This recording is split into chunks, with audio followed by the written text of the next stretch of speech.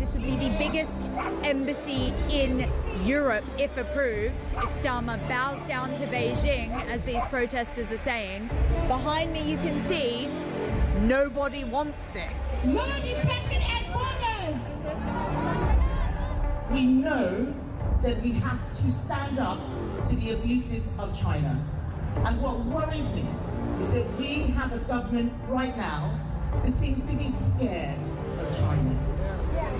What are you doing here at the protest? That's an interesting sign you've got there. Clearly you're not a fan of our Prime Minister Keir Starmer. Why is that? He's kowtowing to the Chinese government, right? A dictator regime. Robert Jenrick defected to Reform yesterday. He called the Conservative Party and Kemi Badenoch a leader with no backbone. She's obviously shown up here today and done a speech. It's kind of unprecedented to have that sort of flagrant support. What did you think about her speech and her backing this? I think any party backing our cause, like going against the building of the embassy, I'd say we welcome them. Why are you here today? So I'm Tibetan and I'm here to oppose the Chinese mega embassy being built here. Unfortunately, we think the UK government might allow this to happen, and I think it sends the wrong message to people who have been oppressed by the Chinese government, who are still being continuously oppressed in free countries. There are lots of Chinese decisions which are being followed by Chinese police states. Now, we know that there are plainclothes Chinese policemen potentially in the crowd, so a lot of them want to stay anonymous, which is very understandable. Why are you here today? Because it's very simple. It's no mega embassy, and it is absolutely unacceptable because, you know, this is a very peak area, and I don't think any one of the country they will have choose one of the peak area, prime area, and make it to their like one of the, I think it's the biggest embassy in Europe. So this is across the UK on DAB+. On YouTube, on your mobile, and on your side. This is Talk.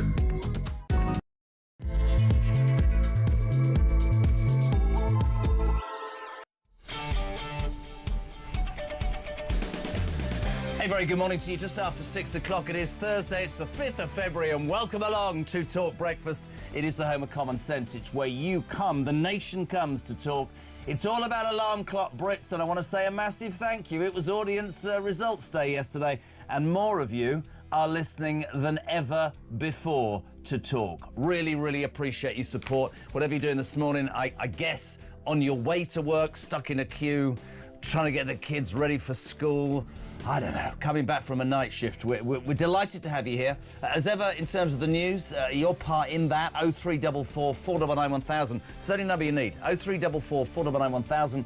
G-Spot, well, Damien, we call him G-Spot because we can never find him. He'll take your calls. Christian, blue jumper today. He'll take your voice notes, and you can text us throughout the show, 87222.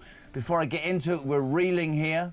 Dodgy Dave, who's here with his stick. He's our sort of new button man. Some shocking news last night, and this is genuinely true.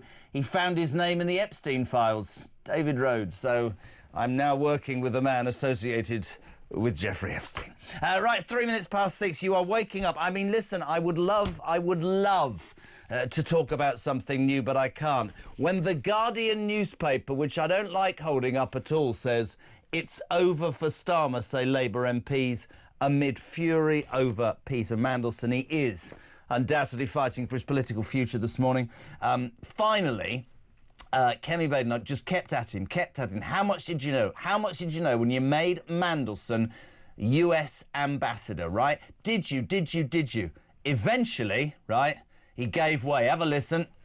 Can the Prime Minister tell us, did the official security vetting he received mention Mandelson's ongoing relationship with the paedophile Jeffrey Epstein? So clear. Prime Minister? Yes, it did. That's all I need to tell you. And I have to say, Quentin Letts on the front of I mean, I think this is a genius piece of writing, by the way. I'm a big fan of Quentin Letts. Punctured perhaps beyond repair, Sir Keir deflated before our eyes, Kemi bayoneting from the Labour MPs, a cold, sinister silence. And what happened next? I don't know if you caught it.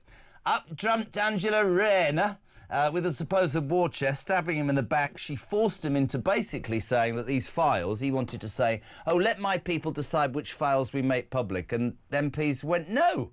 The guy's a convicted paedophile and a cabinet minister stands accused of handing out state secrets. And fair play to our Ange, I'm sure she's got motivation behind this. She forced a complete climb down by number 10. Now the Intelligence and Security Committee will vet all of the documents. And to be honest, you have Labour MPs in their droves now saying it is merely a matter of time. This morning here at Talk, we're on resignation watch, not for ourselves because we had fantastic audience figures, thank you, but for Labour MPs, cabinet ministers perhaps. You remember what happened with Bojo? One goes, another one goes, and the whole house falls down. God, it's exciting. Meanwhile, vile Andrew, listen again, somebody said to me, I think you're being a bit unfair to Andrew. Am I? Revolting on front of the Sun, both of them, to be honest. Andrew, of course, exiled to the Sandringham estate of his brother King Charles in the dead of night on Monday. Basically, half of the staff in Sandringham have decided to go on strike because they refuse to have anything to do with him. There are more emails as well that... And this will put you... I hope you have not eaten your breakfast. Andrew and Epstein asked for an exotic dancer to do a threesome. A micro penis, a royal prince, and an exotic dancer. What a thought that is. Loads to talk about this morning. We'll also talk about Lucy Connolly. Her racial hatred charge was fast-tracked by that strange individual, Lord Hermer. Schoolgirls banned from wearing skirts in the name of equality. God. And Alton Towers bans theme park goers with ADHD and anxiety from using a disability pass to avoid queues. Got a bit of a story about that. 6:07. We'll say a very good morning to a man who always puts a spring in my step and makes me want my hat to be at a jaunty angle. Good morning, Charlie Rowley. Good morning, Jeremy. How are you? I'm very well. How are you? Can we cut to the chase, early risers? And I hate people that do that early rise. Anyway, Charlie Rowley has been on a stag do to Berlin. I have. This is brilliant, man. And I've been there and I've come back. You came and back. I've lived to tell the tale. Was it good? It was very good. Great I just fun. don't see you drinking 20 pints and sitting in a nightclub of disrepute. Well, it was for my sister's fiancé, so the guy is going to be my brother-in-law. It was good to see a different side of him. Did you see a different side of him? I did. Did you tell your sister? Many sides. Did you tell your sister? No, what happens in Berlin stays in Berlin. Fantastic, we love it. Charlie, in all your time as a political commentator and before that as somebody who worked in politics, I read the front of a newspaper today that said that this could get as serious as the Profumo affair that brought down a government. Mandelson, the basic raw headline, allegedly giving out state secrets to a convicted paedophile who might or might not have made money. It doesn't get worse than this, does it? No, it doesn't. And it puts eating a bit of cake into perspective. I think a lot of people that were sort of, whatever you thought about Boris now or even back then, I think the idea that, we've now got someone who was appointed ambassador to the US, a political appointment. Yep. So there's nowhere to hide for this Prime Minister. It wasn't a civil service appointment that he can sort of blame the process, blame someone else. He took the decision to appoint Peter Mandelson as US ambassador. And not only are we finding out a lot more about that relationship, but the idea that during during Mandelson's time in government previously, he was leaking market-sensitive information, which police are looking into, is a complete. What do you want to call it? Well, treason in my treason. mind. And I was quite vociferous yesterday, and a couple of old Labour peers didn't like what I said. I think he will go to jail. I think he has been getting away with his duplicitous, manipulative behaviour for years, but it does, again, and I know this is ongoing, gang, and if you want to talk about something else, let me know. It does beg the question, right? And I put it yesterday to Poppy Coburn, I'll put it to you. How much crap must he have on people in Labour? This man has been sacked for fraudulent loans, he's been sacked for giving passports to dodgy businessmen. It is unbelievable. He bought an £8 million house in Notting Hill, and yet at the same time his husband, 24-year-old Ronaldo or whatever, was taking 10 grand off Jeffrey Epstein for an osteopath a course. It's ridiculous, man. It totally. And look, I don't want to trigger anyone this morning or belittle relationships that have gone sour, but it is like being in. If you are, if you know Peter Manson, it's a bit like being in a domestic abuse relationship. You know, how many times do you need to be to see the light, to see that this man has constantly lied, constantly covered up, manipulated the truth, who, as you say, you know, payments going into his bank account, into his husband's bank account, but no recollection. No recollection of £75,000 going into your account. What does that tell you? Yeah, exactly, totally. And you know, the idea that he was able to operate in the way that he was, the idea that officials either didn't know or were too scared to say, the idea that journalists have been silenced because of the threats that came. Can I bring you up on this, right, without naming names, because I wouldn't do that, but Christian, I know, and I were talking about this yesterday. There were a couple of people I spoke to yesterday without naming names, and people that we saw in the office without naming names, who blatantly still, I'm not saying made any excuse for his lurid behaviour, but came out with lines like, well, he's never lied to me, or you know, he's done an awful lot of good. I had a Labour peer on, though I had to get rid of because I thought I was going to headbutt the desk, who said, well, I mean, he's never lied to me, he's been a very good man. This guy is a piece of work who should languish in prison without any shadow of a doubt. And yet you've still got journalists, and I guess some of the chattering classes, that would defend him. And that does bring me back the whole goddamn time to, what? Does he know where the bodies are, man? There's just got to be something. I think that's absolutely right. And look, I would not be surprised if those people that can't bring themselves to be honest and upfront and see the wood through the trees, which is that this man has, you know, as you say, done awful things, complete betrayal. Betrayal's a really good word. The British public. Absolutely. And so the people that can't see that have obviously enjoyed Peter's company in the same way, not accusing Peter Mandelson of being a paedophile, obviously, but the way in which Peter Mandelson enjoyed the luxuries, the lifestyle, the financing of Jeffrey Epstein. These people have clearly enjoyed the power, the gossip. Well, let's bring it back to the person who's supposed to have the most power in this country, which is the Prime Minister. I mean, you heard it there. I'll keep playing it all morning. Pushed by Kemi, he eventually admitted that he knew that the guy had an intense relationship with the paedophile Jeffrey Epstein. This is a man, Keir Starmer, who ignored security advice with the super embassy. Fact, said that yesterday and got told I was wrong by a Labour peer. Fact, MI5 security services warned Starmer.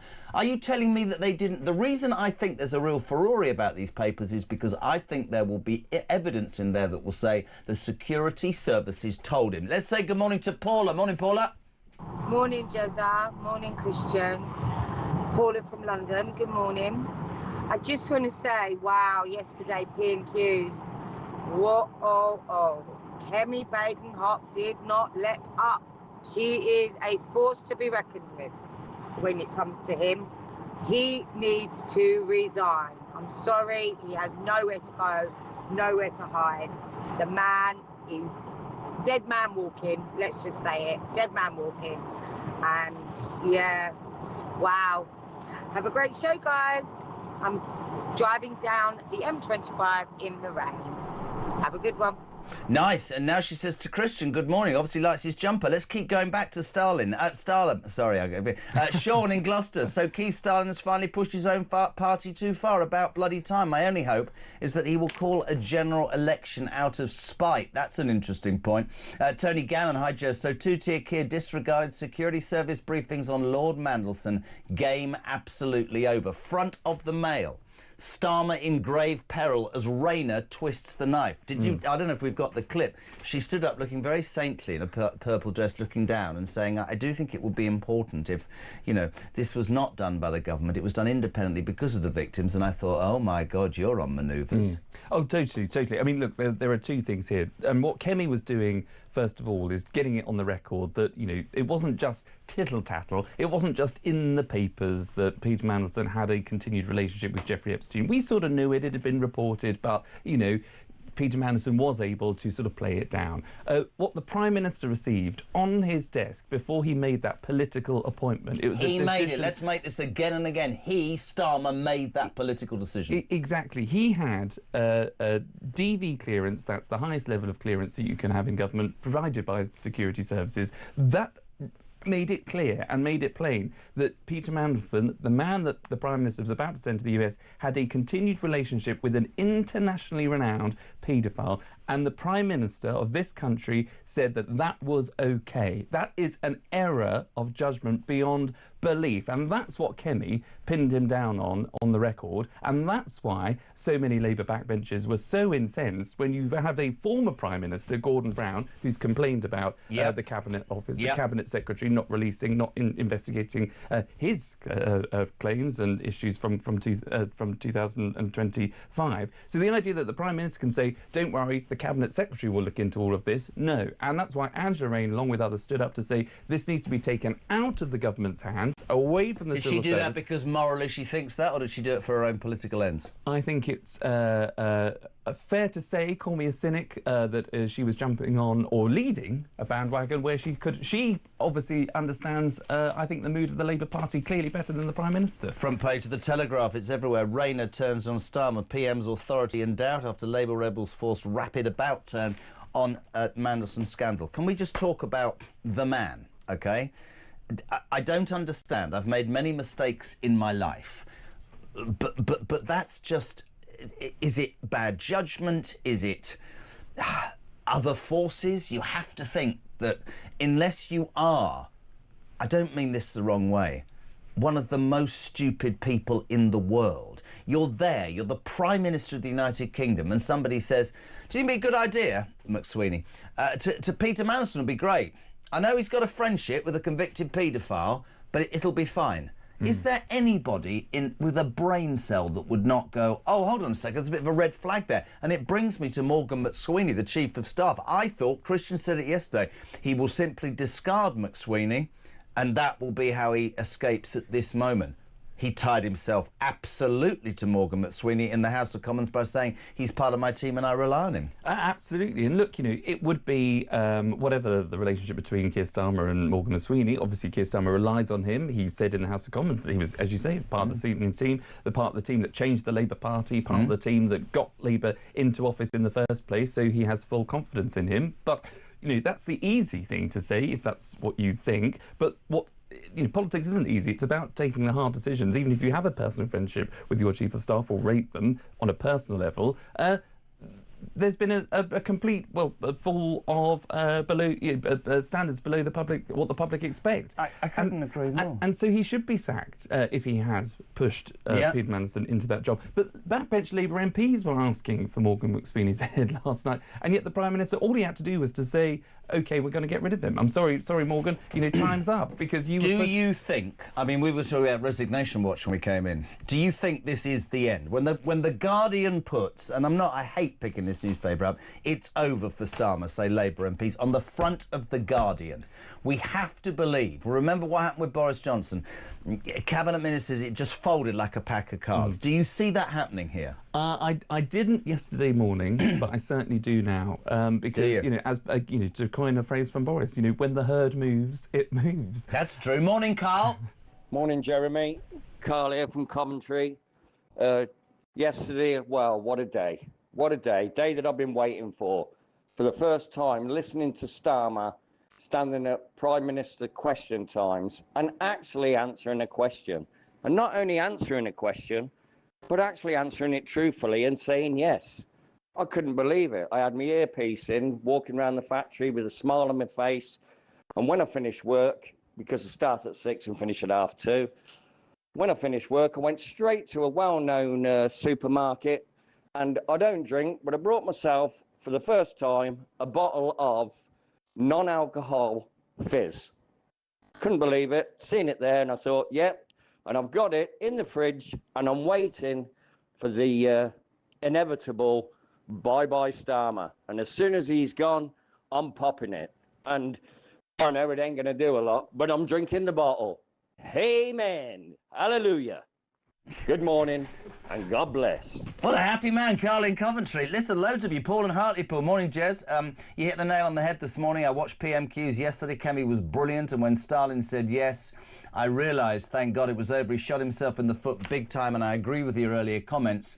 One wonders when Mandelson will start squealing. That's a point, Charlie, because for somebody duplicitous, if he's going down, you think he's not taking anybody with him? I wouldn't give him the time of day. I reckon there'll be many people fearing what's coming out. You too? Absolutely.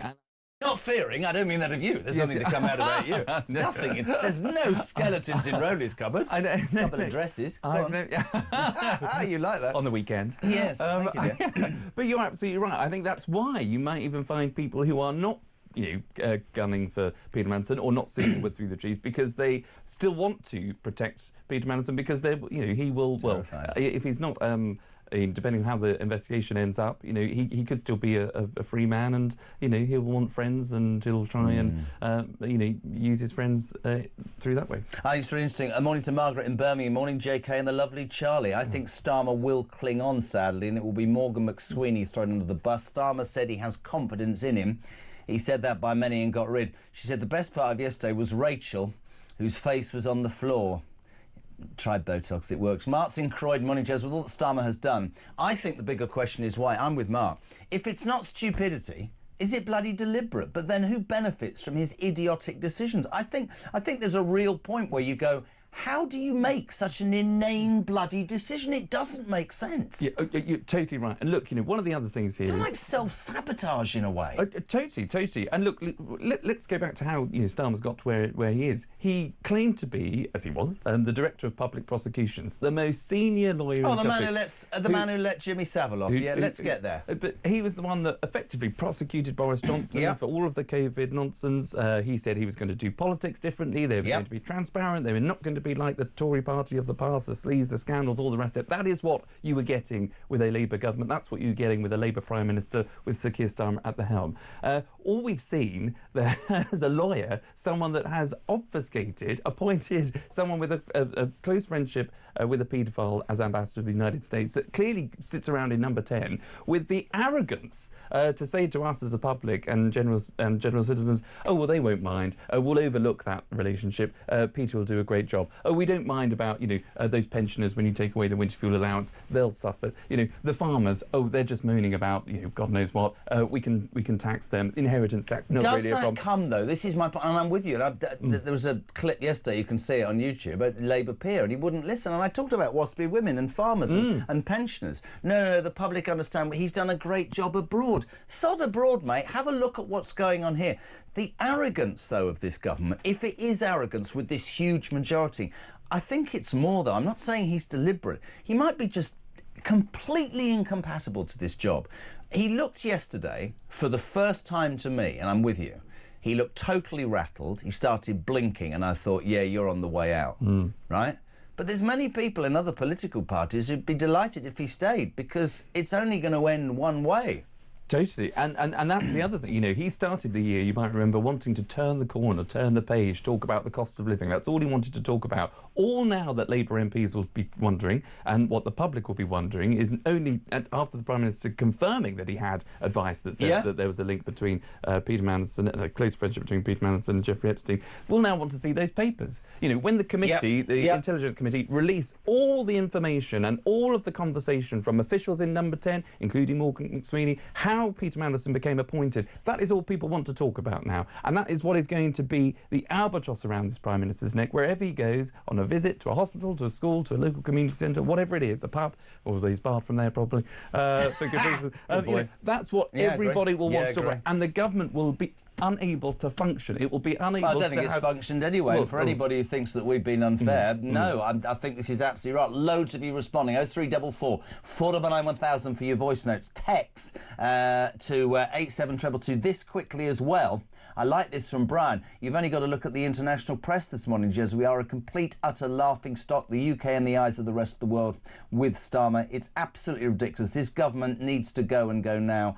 Let's get someone in that can get a grip of this whole thing and drag us out of the hellhole this country is heading towards. Morning, Wayne. Morning, Jezza. It's Wayne from Erdington in Birmingham. Morning, Charlie. Hope you had a good time and wasn't too naughty. Keep up the pressure on this little weedy man, Keith Starling. Let's get him, mate. Let's stop him destroying the country any further. The other question is, Jezza, who's next?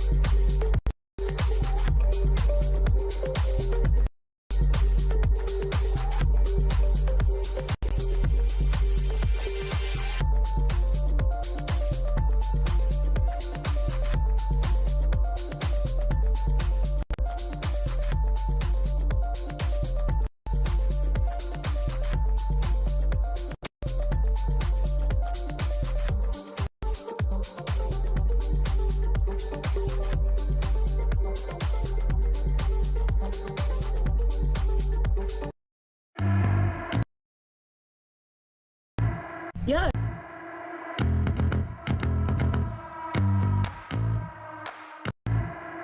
Yeah, she has a point. She has a point. We have to do our bit, obviously. Like, we've become very insular as people. We have all this entertainment in our houses now. Like, when I was growing up, you got bored. You got bored and you didn't want to be in the house. You know, you had 5 channels to pick from and that was it. No Deliveroo or anything like that. So we do have to be more mindful and try and make an effort to step out of that. I know it's hard, but I... Across the UK. On DAB+, on YouTube, on your mobile, and on your side. This is Talk. Welcome back, 6:27. I'm trying to talk about other things, but every paper is dominated by Keir Starmer. Starmer fights for future over Mandelson scandal, say the Times. If you're just waking up, it is the main news story in town. On the front of The Guardian, I don't like handling this. It's over for Starmer, say Labour MPs amid fury over Mandelson. To put it into a very brief description for you, Mandelson, he finally yesterday, under pressure from Kemi Badenoch, who was fantastic, he finally went, yeah, I did know he had a relationship with a paedophile. Have a watch, have a listen. Can the Prime Minister tell us, did the official security vetting he received mention Mandelson's ongoing relationship with the paedophile Jeffrey Epstein? So clear. Prime Minister. Yes, it did. There you go. And at that moment, your political career is in the toilet, because if you're that stupid, Charlie Rowley, to ally yourself to somebody like that, and then, of course, they all waded in, because then he said, we're going to have an inquiry, but the Cabinet Secretary who works for me is going to decide which papers I give out. No, no, no. And then she did what I've been waiting for her to do. Our Ange jumped up, twisting the knife, and went, no, I think Number 10 should release all the papers. So it is fair to say that Number 10 is in turmoil. Today, Keir Starmer is making a speech. We're told to announce a cash injection of millions to rejuvenate the most deprived communities. Other people think he might resign or call a general election. He is definitely on the ropes. Morning, Pete. Well, this Peter Mandelson thing, he has destroyed the Labour Party, and it should be a complete resignation of this government for a general election, not just Keir Starmer resigning. That doesn't wash, because he knew exactly what Mandelson was And let's face it, right? So did Gordon Brown and whoever else elected him before that, or else give him a job. There's something very, very fishy about this Mandelson bloke. He must, in my opinion, does he have dirt on everybody up and down the chain? I mean, that's the point, Charlie Rowley, isn't it? We can keep going on and on, but there has to be... Can it just be complete... what's the right word? Unintelligent approaches to everything. It can't be. How is this man, Mandelson, so able to reincarnate? I mean, never again. He's going to jail, and his wife runs, which looks like a nappy, by the way. I genuinely think there must be dirt. I'm with Pete there. Yeah, look, the longer this goes on, and unless things are actions need to be spoken louder than the words of. So it's all very well the Prime Minister getting up at the dispatch box saying, Peter lied and lied and lied again. Fine, release the documents. The one thing that the Prime Minister can do today, instead of trying to, again, the optics, I'm sort of sitting here cringing. OK, he's going to give a speech potentially about talking about pots of funding in parts of the areas. Which is very good, but nobody's going to give a toss because all the journalists are going to go, why did you have to be forced by your own MPs to release papers? Because that must give the impression that you're hiding something, you... Exactly. And because this is still the #1 issue of the day. Everyone's talking about it. It's on front pages of every national newspaper and international one probably going. What the Prime Minister should be doing now is sitting around with his team and saying, right, OK, we put forward a suggestion that the government, the most senior civil servant was going to look into this and release the papers. Parliament decided that actually it should go through the Intelligence Security Committee. They won, we lost, so let's get it out there now. Let's get all of the information out there now. I will go out and do a speech to say, I've heard what Parliament want to say. I wasn't trying to obfuscate everything. I just wanted to hold things back because of what might have been national security issues. But here you go. That is all the information. It vindicates the Prime Minister's position. It won't, by the way, but that's what he should be trying to say. Well, this is the point, surely. And get on the front foot. I don't want to rake up old ground, right, in terms of anybody in a situation. But if you've got the proof of something when you're being accused of doing something wrong, right? I mean, I got attacked yesterday by that Labour peer about what happened to me, right? I didn't say anything for 6 years because I wasn't legally allowed to. I could have done it on day one. There are ways that you have to behave. But when you see a politician, certainly a Prime Minister, go, and he was like a fish on a hook yesterday. I don't care if you watch it, he's squirming, right? Again, the madness of it is if I had that information, I'd have gone out and gone, right, you lot, you can take me on, but there are the facts. And I wasn't told by the security services, and I did... Patently he was. Patently he's lying. And patently I don't understand, maybe I'm wrong here, but this is me, how he didn't think that wouldn't come back and bite him on the backside. Yeah, he could release the one page or page that sort of had reference to Peter Mandelson's relationship with Jeffrey Epstein, but it might have contained, we don't know, but it might have contained 2 or 3 other pages attached to that to say all the great stuff that Peter Mandelson would have brought. Now, still a wrong decision, obviously, but at least the Prime Minister would have something to maybe justify why he was convinced by 3 other pages of pro-Bandy stuff. People will then ask, well, why was there so many other pages that were pro-Peter Mandelson? It's just all unanswered questions. I'd love to do other news, but this is absolutely... I'm just going mad. Morning, JK, regarding Starmer, better the devil you know, says Dal. That could come back to be very true. Vince, morning. Can you name a week under Starmer in which it hasn't been bad news? Every week, if it's not a U-turn on policy, an MP being caught out, Starmer being weak, or the laughing stock on the international stage. And I'm sorry for all those people in the Labour Party. And I want to say something else as well. You know, this station has more people listening than ever before, and we reach out on a daily basis to the Labour Party. We have Conservatives on, we have occasional Liberal Democrats on, we have Reform voters on. Today we've got the Conservative candidate for the Denton and Gorton by-election. The Labour Party won't come on. It's like yesterday, what are you scared of? That Labour peer. Have a debate with me about pensioners losing their heating rights, farmers having their land grabbed, I don't know, waspy women, our veterans, the troubles. But he shook his head at me, Lord Fawkes, yesterday, and said he's done really well on the international stage. grasp the moment here, Labour Party, and understand that the people of this country don't believe anything that's coming out of your mouths. And Charlie, for me, they've achieved this in 18 months. It took the Tories 14 years to get to a point of no return. Exactly. And that's why, you know, if this scandal had emerged earlier, or if the Labour government were actually doing well, doing things that people wanted, the Prime Minister might have a bit more wriggle room to say, you know what, I've got this wrong. But look at all the other great things that we're doing. And, you know, and you sack Peter Mandelson and you sort of cooperate with, if it's a police investigation that they're now talking to Number 10 about, or whatever it is, you can sort of get by saying, look, got this one wrong, sorry about that, but look at all the other great things we're doing. But it's the barnacles on the boat. The more that they stack up, phrase. It's going to sink. Barnacles on the boat. And this is a big one, and that's why this ship is now sinking. Wow, it's very nautical. Have you ever had barnacles on your boat? There's a thought. I bet you have. Surely Starmer has to go today, says Scottish. He's damaged the Labour Party beyond repair. I don't think he's going to go at all. I do think he's going to go, actually, but I think it's going to take some members of the cabinet to step down. I think, and I wouldn't be surprised if it was. I think it'll be sooner rather than later. Mark Jones, Jez, have you noticed the one person who has not been shown or made any comment on this crisis? Yeah, I have actually. Tony Blair. Where's he hiding? Mark Wensbury, or Mark in Wensbury. Steve, I know beer prices went up, but that won't stop me having a few and celebrating when Starmer resigns and this Labour Party is finally out of power. Good morning to Jason Grumpy from Pompey.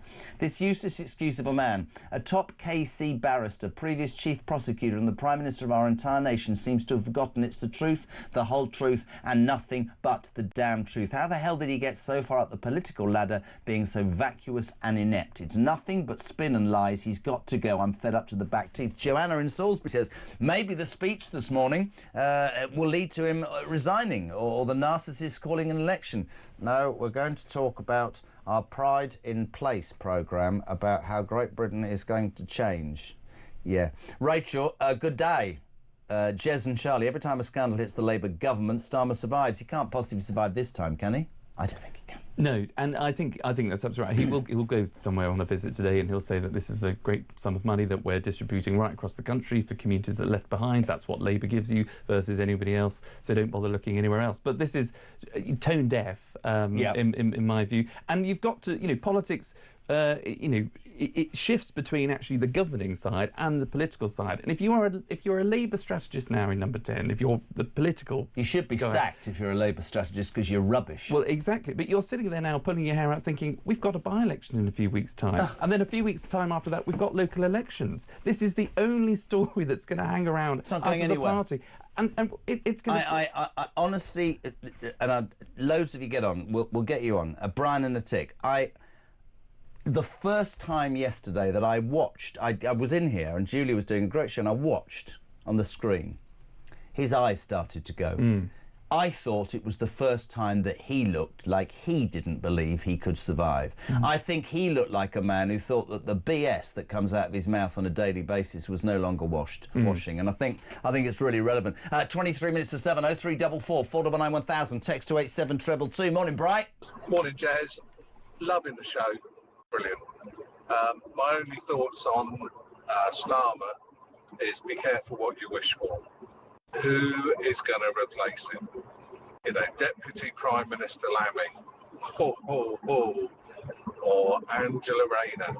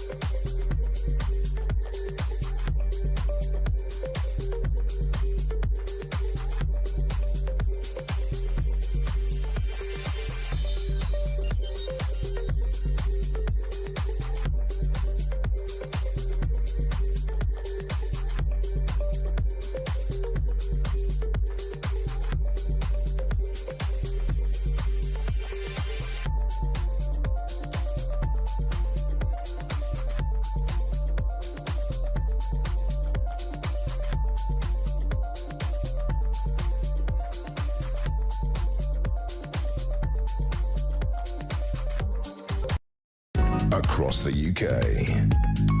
On DAB+, on YouTube, on your mobile, and on your side. This is Talk.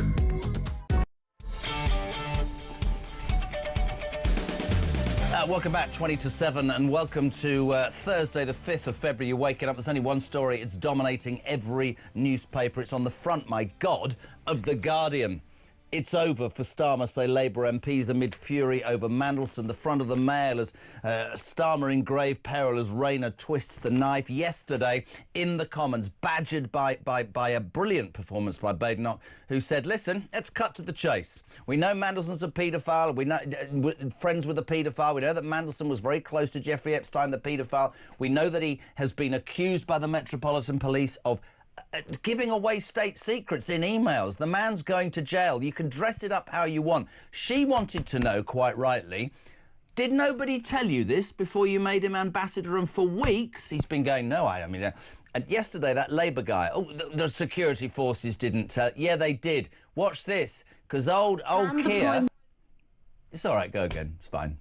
Can the Prime Minister tell us, did the official security vetting he received mention Mandelson's ongoing relationship with the paedophile Jeffrey Epstein? So clear.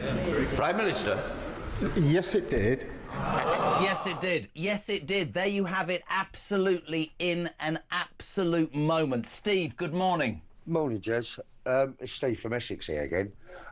Mate, I said I see everybody's well buzzing about Starmer. My concern is who's going to take over from Starmer, because I think Starmer was just the face of the problems we've got. I think we've got bigger problems behind the scenes there, and like, who else is there to take over now? Like, I'd be scared of David Lemmy. I know that. Mahmood? No, I can't see that either being good.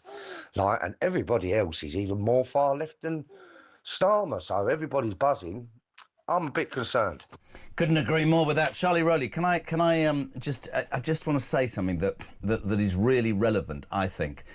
Said it to you off air, but I want to repeat for the listeners. Today, Starmer, oblivious to this, it'll be the usual thing. He's going to go out to a community and talk about his Pride in Place programme, where he's going to talk about a cash injection of £800 million to rejuvenate the most deprived communities.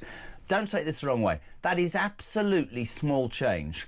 The Chagos giveaway, peeps, cost $35 billion. Yeah, it's totally just small chips, nothing to, but it's a Nobody's statement interested. to try. No one's interested, but this is the only thing that this Prime Minister's obviously woken up this morning and thought to himself, right, what can I do to try and be seen, because I can't be hiding in the bunker, but I've got to say something and I've got to keep the show on the road and perform as if everything's okay, when of course the whole building is burning down around you. You're loving this, aren't you? Well, I find it.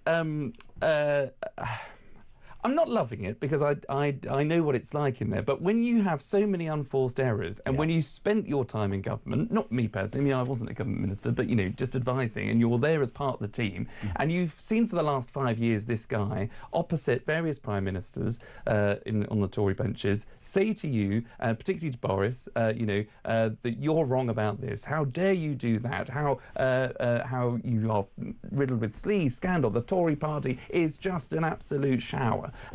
And then we see this guy stepping up, or not quite stepping up at all, but in that hot seat. He is front and centre in the spotlight. And for the last 18 months, as you say, it has been a disaster. But when you can get some things wrong. Of course, things go wrong all the time. But your judgment is always on the line. Yep. And for whatever the internal party politics of the Tory party, I don't think it's been as bad as this Prime Minister's complete lack of judgment, completely lack of political antennae. He doesn't know what he wants to do with the country. And even though I totally agree with your listeners who think it could be so much worse under someone else compared to the Prime Minister, I think that's absolutely right. But at least I might have a bit more respect for Angela Rayner, because she sort of has an idea of what she wants to do with the country, even if I disagree with it even more. Well, I made a point yesterday, she has a vision. And a couple of people texted and went, what do you mean? It's like Jeremy Corbyn. There is not a part of my being that agreed with anything that Corbyn stood on, right? But I absolutely respect the fact that his left-wing agenda, he printed it, he stood on it, and he got 34% of the vote. I have said for months, I don't know whether Starmer is... I don't think he's got political DNA. I don't think he's got antennae. I don't think he calls it. I don't think he feels it. I don't think he... It just doesn't smell it, man. He doesn't smell what the people are thinking. He doesn't understand or take the pulse of the room. He's a bloody lawyer. And you're right, you said it during the break. It's all about the process, the process, the process. Very quickly, from Damon.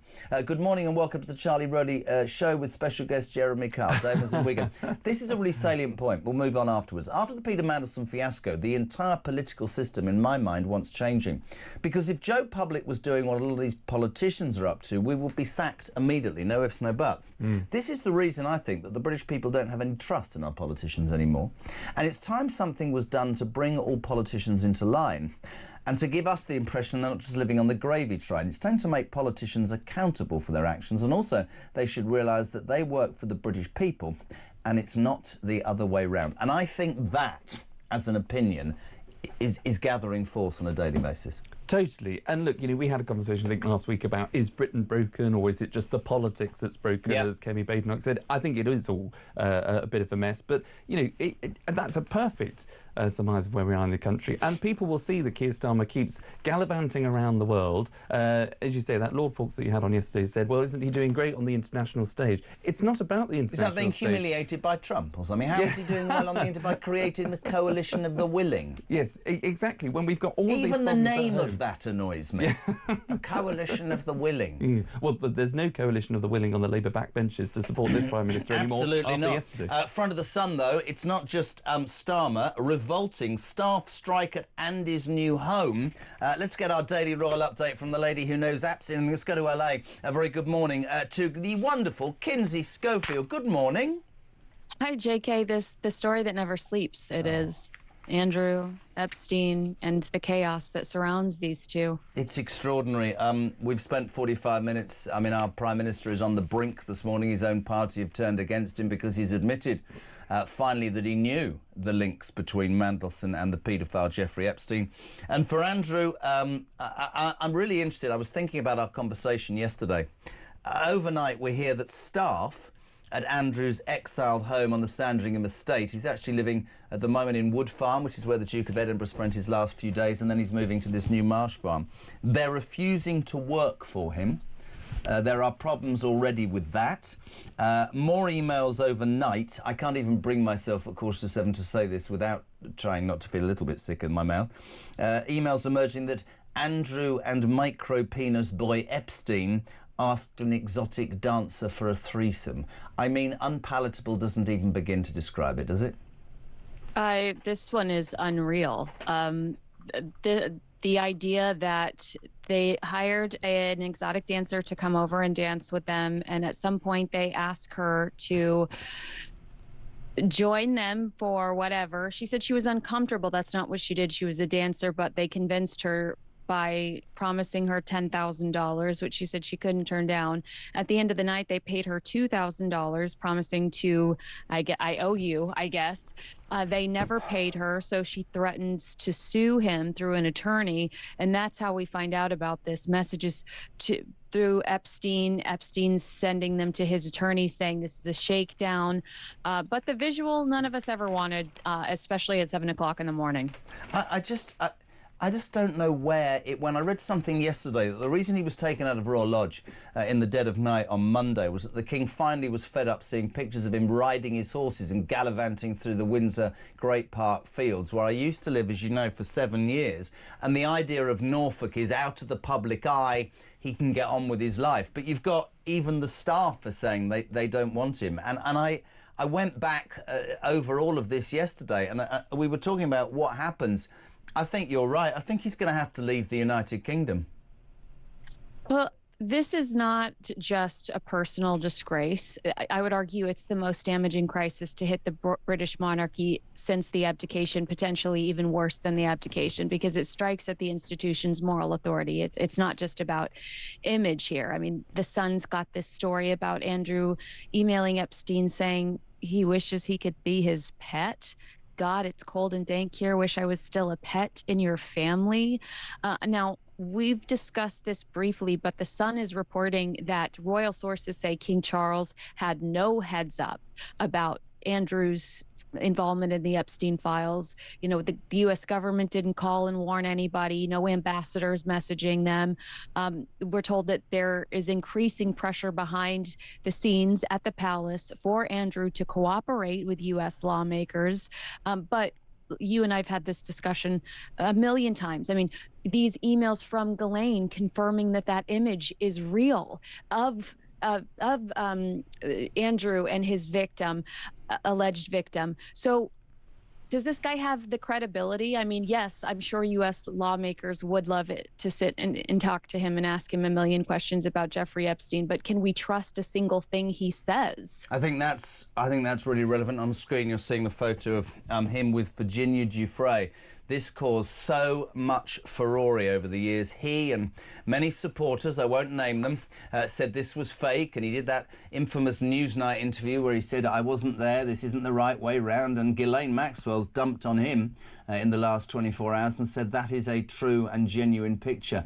It is so sordid, Kins, and there are so many different angles to this revolting story, and the tentacles, as I said yesterday, of this man, extraordinary.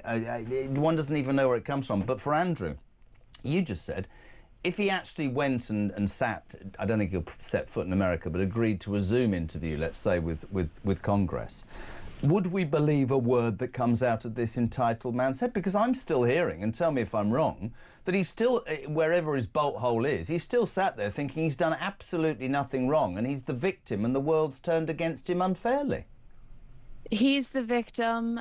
Did you see the emails from Sarah Ferguson where she's having a pity party? She said she's been caught offering cash for access, and she's emailing Epstein looking for sympathy, putting all of the blame on the British royal family, saying that they've hung her out to dry. The press will have her exiled. She's totally on her own. This is beyond scandalous and nobody can do anything. She even says something to the effect of, like, no woman that leaves the British royal family leaves with her head. Absolutely. Comparing herself to Anne Boleyn.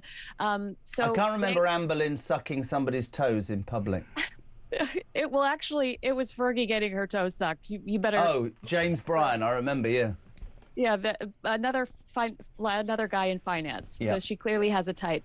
But they do think that they're perpetual victims. Yeah. They do think that we should sympathize with them, even though they have been so vulgar, vile, and such a stain on the British royal family, such a huge, huge embarrassment. Couldn't agree more. It's lovely to catch in on you. I know bed beckons, but this story ain't going away. We'll catch up with you tomorrow. And yeah, staff at his exiled home are refusing to work. It's a story that continues to give. The amazing Kinsey Schofield, thank you very much indeed. 8 minutes to 7 o'clock. 0344 499 1000. For your text messages, 87222. It's all about Starmer and Andrew. It's Talk Breakfast. Morning, Jane. Morning, JK. Where is Ed Miliband? He's never at Prime Minister's Question Time, ever. Where is he? What's he plotting? Is he going to pop up in number 10? As soon as Keir Starmer goes?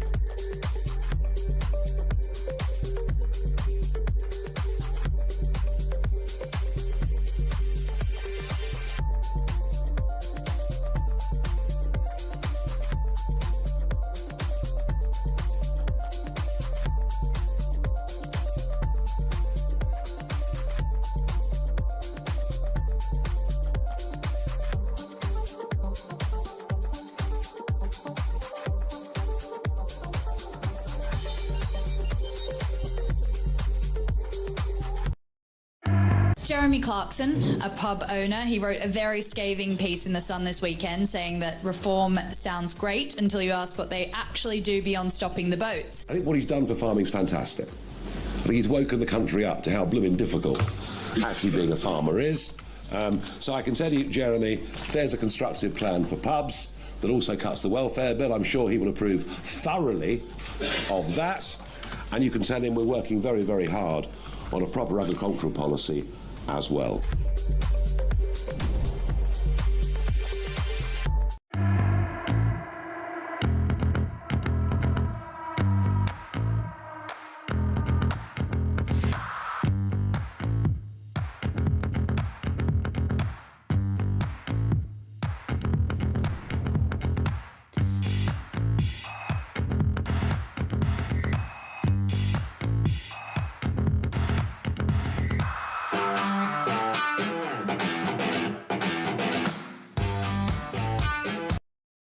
Across the UK, on DAB+, on YouTube, on your mobile, and on your side.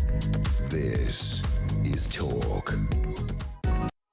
Welcome back, 5 to 7, Charlie Rowley, the wonderful Charlie Rowley. We've talked Starmer, we've talked Andrew, just a couple of other things. In the Times, page 14, quite an interesting headline. Number 10 confident that Trump won't block Chagos deal. I think he will, and I think that anything that Number 10 is confident in is probably the complete opposite. Would you not agree? I think he will block it. Totally, and I think, look, anything that you might hear from Number 10 in the next few days that could be positive in their favour, I think we'll take with a pinch of salt. So what we want today is for Trump to come out and say, I'm not having the Chagos deal, just to send them to complete meltdown. And just to give you an idea, page 2 of The Sun today, shock Labour admission, ready? Illegal migrants have been banned from costly taxis to hospital. Hurrah! But we can't stop the boats, says Shabana Mahmood. We can stop the taxis, but not the boats. Yes. I am so bored of this subject. Yeah. But it's still happening, and that's the problem, you know. People thought that a new Labour government was going to come in. OK, it cancelled the Rwanda plan, but it was going to get tough on, the issue of immigration, legal immigration. No, it's going to smash the gangs. Smash the gangs. Yeah. But it simply hasn't. And, OK, it's fine. You know, OK, but this is... I don't want to see people that come into this country get free taxis to and from the NHS when there are hard-working people, Alarm Clock Britain, that can't even get an appointment, let alone get a free cab. I don't care if people don't like that. It is absolutely fundamentally wrong. And we have people... Listen, we must be doing something right. We've got more people listening to Talk than ever before. A station that based itself on common sense. And if the common sense angle says this, right... To your Indigenous populations, thank you so much for working. Thank you for paying increasing amounts of tax. Thank you for basically allowing crime to be prevalent in your society whilst we don't have any police running. But we really appreciate it. You lot, you've never lived here. You don't speak the language. But you can come in, and I've decided that you are going to be treated better than the people who pay for it. There is nobody with a brain cell that can justify to me that that makes sense, Charlie. Yeah, no, totally, 100%. But because, you know, for all Labour politicians, you know, there's a sense of injustice. Yeah. And these people that do come over in small boats, they're all being persecuted and prosecuted somewhere across the world. They are all refugees. Would it be fair to say help. that I think the British people are beginning to feel persecuted? Oh, well, totally. Well, being taken for a ride. Yeah. And when you see day after day the decisions that Number 10 and the government are making, which are clearly for the worse, less coupled with political decisions like the ones that we've been talking about today, it just adds to the pressure, that cooker pressure in Number 10, where it's going to explode at some point, and Starmer will have to go. Well, let's talk about that with a couple of minutes to go. Love having you on, my friend. Thank you. Keir Starmer, under massive, massive pressure. His own backbenchers have turned on him, led by Angela. Does he survive this, in your political experienced opinion? No. He can't. Whether it's today, tomorrow, or in a few weeks' time, whether it's after the local elections, this story will run and run and run. But there will be other stories, just as there have been in the past, whether it's about government decisions that they've got wrong. He is ultimately in the firing line, in the spotlight, and he's not liked amongst his backbenchers. The problem that the Labour Party have got, a bit like the problem that the Tory Party had, is if you are under so much pressure, like Boris was, we must get rid of Boris. There'll be Labour MPs thinking, we must get rid of Starmer. He's not electorally favourable to us in our constituencies. He must go. The next question is, who? Well, it's And only they made a haven't really answered that great question. point before, Ed Miliband, nowhere to be seen. Yeah. It's fascinating. We are on resignation watch. Charlie Roddy, thank you so much indeed. If you're waking up, the news is just Starmer fighting for his political life. Let me tell you, when The Guardian puts on its front page, it's over for Starmer, say Labour MPs amid fury over Mandelson, you know you are in trouble. 0344 499 1000 for those voice notes. 87222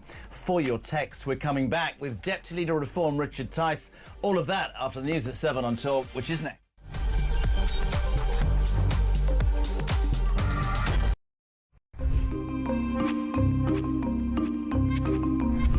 Hello from Crowborough, where the local residents are enraged with what has happened to their community merely overnight, when just 27 single male asylum seeker illegal migrants were bussed into their military training camp.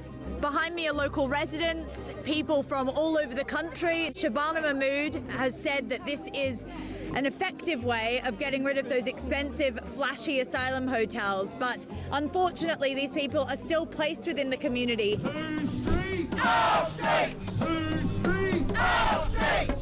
Whole town is very afraid because these are unvetted men from countries that are, the government warn us not to go to. I've got an 18-year-old daughter and she gets the bus opposite camp.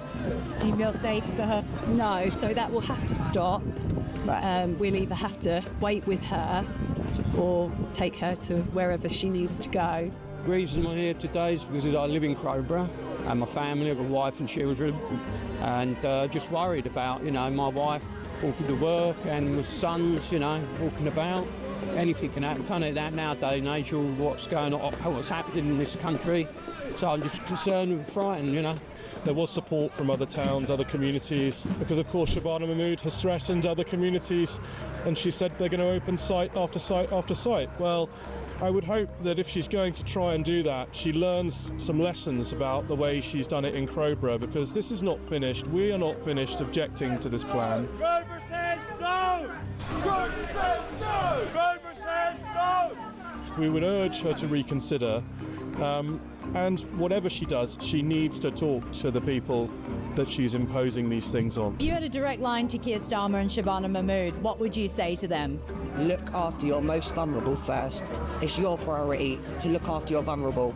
If they're bringing illegal immigrants into a camp in the dead of night, why are they doing that? They're doing that because it's disingenuous, it's dishonest, it's covert, and they're trying to keep the reality away from the local community of what they're actually doing to us. We've now got to the end of the entrance to the camp, we've got... Across the UK, on DAB+, on YouTube, on your mobile, and on your side. This is Talk.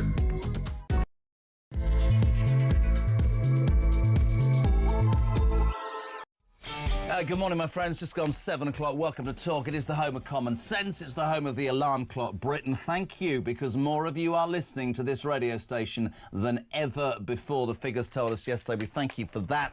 Listen, you're waking up to one story and one story only. Sir Keir Starmer in grave peril, says the Mail. As Rayner twists the knife, let's just sum it up really quickly. It went like this. He employs Mandelson. Mandelson's just this week been outed as potentially and allegedly sending secret government facts on email to a convicted paedophile. But the big question yesterday in the House of Commons from Badenoch and everybody else was, did you not know the fact that this piece of work was in fact enshrined in everything to do with Epstein before? No. And then the truth. Can the Prime Minister tell us, did the official security vetting he received mention Mandelson's ongoing relationship with the paedophile Jeffrey Epstein? So clear. Prime Minister. Yes, it did. There you go. Yes, it did. Morning, Mike. Morning, Jeremy. I hate to rain on anybody's parade and match the weather this morning, which is actually shocking. As good as Kemi was, I know it's all great news that Sharma was completely beaten into the ground, and good for it. And so he gets nothing less than he deserves. But my big worry is, who are we replacing him with? Completely agree. 7:04. We'll say a very good morning to a man who was right in the thick of it yesterday. I saw him asking a question in his new shirt. Deputy Leader of Reform, Richard Tice. A very good morning, sir. How are you? Good morning. Well, it was an extraordinary day yesterday, Jeremy. The Prime Minister's admissions just shocked everybody in the House of Commons. And I have to tell you that the atmosphere on the Labour benches was like being at a funeral. And it was somber. They knew that the Prime Minister had been utterly skewered by all of these revelations. And then after that, we had this Opposition Day debate about releasing all of the information surrounding his appointment. And there was Angela Rayner sitting alone on one of the benches, 2 benches behind the front bench. And I watched her for over an hour. She was there and she was joined by various of her sort of allies coming forwards. And then she made a pretty punchy intervention, basically disagreeing with the Prime Minister, saying that actually it should be the Intelligence and Security Committee that decided what should and shouldn't be released, what was or was not in the national security interest to be protected. And that was the moment. That was the defining moment, really, of the whole day where Rayner basically abandoned her own Prime Minister. Extraordinary for me. I was reading the front of the Mail this morning. I'm a great fan of Quentin Letts, and he writes, punctured perhaps beyond repair, Sir Keir deflated before our very eyes. Kemi kept bayoneting him from the Labour side, a cold, sinister silence. I know we sometimes could be accused of too much hyperbole. Genuinely, though, man to man, this is the beginning of the end in your mind? Oh, definitely. I mean, actually, the beginning of the end started a while ago. What this has done has accelerated the end, potentially very, very quickly indeed. And very, very senior Labour figure told me in the Commons, or just outside the chamber itself, that remember this day, it is a seismic day. And whether he lasts into March is genuinely open to question. For him to last until the May elections on May the 7th, he would be doing very, very well indeed. And but one thing's for sure, he'll be enjoying a very long summer holiday as an ex-Prime Minister. I saw for the first time, Richard, and I was fascinated. Not fear, but he started blinking and I thought, you've lost it, mate. I'm not even sure you've had it, but he genuinely looked to me, for the first time, he looked surrounded without over-dramatising it. Well, it was, because the whole thing is just so extraordinary. He had the information, yeah, and everyone has to wonder why. What? And there's obviously serious question marks about Morgan McSweeney, who he tied himself to absolutely when that was put to him, and I thought he'd drop McSweeney to save his own neck. No, but actually, history shows that if the Prime Minister expresses confidence in you one week in PMQs, the chances are you're gone by the next. I mean, that happened to Mandelson last September, and McSweeney will absolutely be the price of trying to keep the Prime Minister afloat over the next couple of days. McSweeney is surely toast. Well, let's play a quick clip if we can. It's only 30 seconds. This was Starmer and Badenoch. This was all about Morgan McSweeney, the Chief of Staff. The Prime Minister chose to inject Mandelson's poison into the heart of his government on the advice of Morgan McSweeney. His catastrophic lack of judgment, telling us now that he did know, has harmed the special relationship. It has endangered national security. It's not the humble address, it's him. It's compromised our diplomacy, and it has embarrassed our nation. After all of this, does he have the same full confidence in Morgan McSweeney that he had in Peter Mandelson? Prime Minister. McSweeney is an essential part of my team. He helped me change the Labour Party and win an election. Of course I have confidence in him. Richard, you're a successful businessman. We all disagree on things, but what I can't get my head around, we can all just go, oh, he's useless.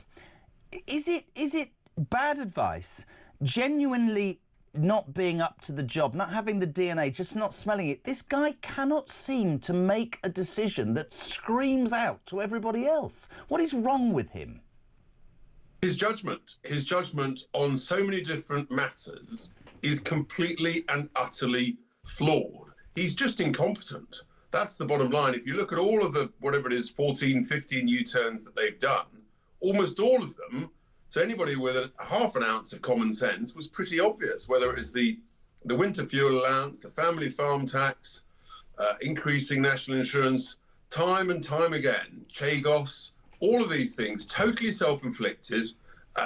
Basically, he's just spent his whole premiership irritating different sections of the country, which is why he's now the most unpopular prime minister since records began decades and decades ago. I mean, he's approaching, it's quite remarkable, actually. I know, that's what I mean. It is astonishing. But it brings me to the next thing, and I'd love to speak to you about this. So many people this morning saying, however horrific he is, isn't it not in other parties' political interest that he stays? Because what is the alternative? How far left would this country go under a Rayner or a Miliband, a man who thinks we should be 80 billion in debt over some mad net zero? And you know what I think about that. What is the alternative? I'm not saying that's a reason he should stay, but when you look across that front bench, apart from the ones who know they're toast as well, we ain't got much choice, have we? And they're not going to call an election, or can they be forced to be? Well, that's what happens with hard left socialist groups of folk, in this case, a government. And you know, the reality is, as we've been saying for some time, things are regrettably going to get worse before they get better. There's no growth in the economy. Borrowing is through the roof. Their policies are completely and utterly anti-business. So whoever's in charge, it's going to be a difficult period. That ends when they have to rein in the vast amount of wasteful government spending, and many on the backbenchers behind them won't be prepared to do that. That's what probably triggers an early election, if there is one. They're all as bad as each other, as far as I can see. Do you, I mean, you said you think he goes. Who do you and Reform believe will be the next leader and thus, unbelievably, Prime Minister? Miliband, Rayner, who showed her hand yesterday. She talked about national interest. I'd say self-interest, but I could be cynical. Well, for the first time yesterday, I saw Angela Rayner working the tea room quite actively. Let's put it like that. What does that mean? That means that she was schmoozing her potential allies in a leadership bid, and there was a focus, a sort of steely focus in everything about Angela Rayner yesterday that indicated to me that there's something's going on here, and she has to be joint favourite with Miliband, would be my hunch. Must be interesting to watch. Can I just get your opinion quickly? I've been told Richard Tice, the Deputy Leader of Reform, has to go at 7:15. Revolting, front page of The Sun. We've obviously talked about Labour's forcing Starmer's U-turn. Quick comment from you. You're a Brit, a proud Brit. Staff are now striking at Andrew's new home in Sandringham, refusing to work for him. Do you believe he should be banished? I mean, it's not going away for the royal family either. Not at all. This whole Epstein nightmare is not going away for them either. Yes, it gets worse and worse for Andrew Mountbatten Windsor with ever more revelations. The whole thing is, it's horrifying, actually, just horrifying. And it will, it's hard to see anything ever getting any better at all. It can't. It can't. And one final thing before you go, Chagos. We're learning this morning in the Telegraph. This shocks me. He's expected to approve Starmer's Chagos deal. I want him to actually this morning put on Truth Social, I'm not approving it, which will send the government into more meltdown. But I don't understand that briefly. Do you? Why would Trump approve that? It doesn't make any sense. I don't understand it. It doesn't make any sense unless the Prime Minister has caved on a whole load of stuff and, I don't know, maybe offered the US a whole bunch of money. If the Prime Minister had any political nous whatsoever, he would abandon the Chagos deal now, immediately, to help try and save his skin. But of course he won't, because he's utterly incompetent. Lots of people saying keep Starmer in post. Miliband will be in number 10 otherwise, or Rayner. It will be much worse for Britain. Somebody sent a present in for you yesterday, which I forwarded to the House of Commons. It's the Lord of the Rings. We can't let you go, Richard Tice, without knowing how Operation Oakshott Ring is going. The poor woman. I mean, it's ridiculous, man. What's going on? What do you mean the poor woman? I mean, she's lucky enough to be marrying me. Everything's bright and rosy. I've got her on in half an hour. She might well be a lucky woman to be marrying you, but where's the ring, Tice? What's the problem? Look, patience is a virtue. We had a good weekend looking at rings. Oh, did you? Just literally gone. This is not the sort of thing you rush and make the wrong choice, Jeremy. I mean, you above all men know that, don't you? Very, very good. I've spent my life looking for wedding rings. I'll give you that one, Tice, man. Thank you so much indeed. Great to have you on. Good man. Yeah, Deputy Leader Reform, Richard Tice. I've spent a lot of time looking for wedding rings. 7:15. You're waking up to the news on Talk Breakfast that we have more listeners than ever before. Thank you very much indeed for moving to Talk in your droves, right? It's home of common sense. Many people, when this station started, were like, you can't say these sorts of things. I said something the other day. 10 years ago, you couldn't mention the word immigration. Now, the unfairness of our system, I think, is resonating with so many people. What you will get on this station is common sense and the chance, whether you're alarm clock Brits, a working Brit, to have your say on the news of the day. 0344 499 1000. Text to 87222. Morning, JB. Jezza, this is to be a new Prime Minister. It should be voted in by the people, not by the people in Parliament on their party. It should be voted in by the people, someone that the people want.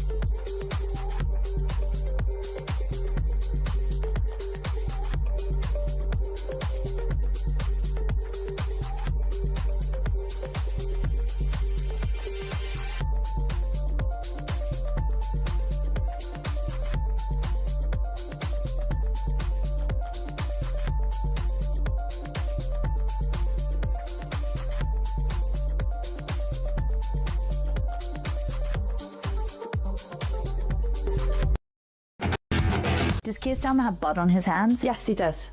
I hope he lives with that for the rest of his life. It's not just my child he's taken away. These poor innocent children that are getting raped daily, may I add. These poor women like Rhiannon that are getting murdered. He and all the other people that agree with this, they have those people's blood on their hands. 29 years, is that enough? Nothing will ever be enough.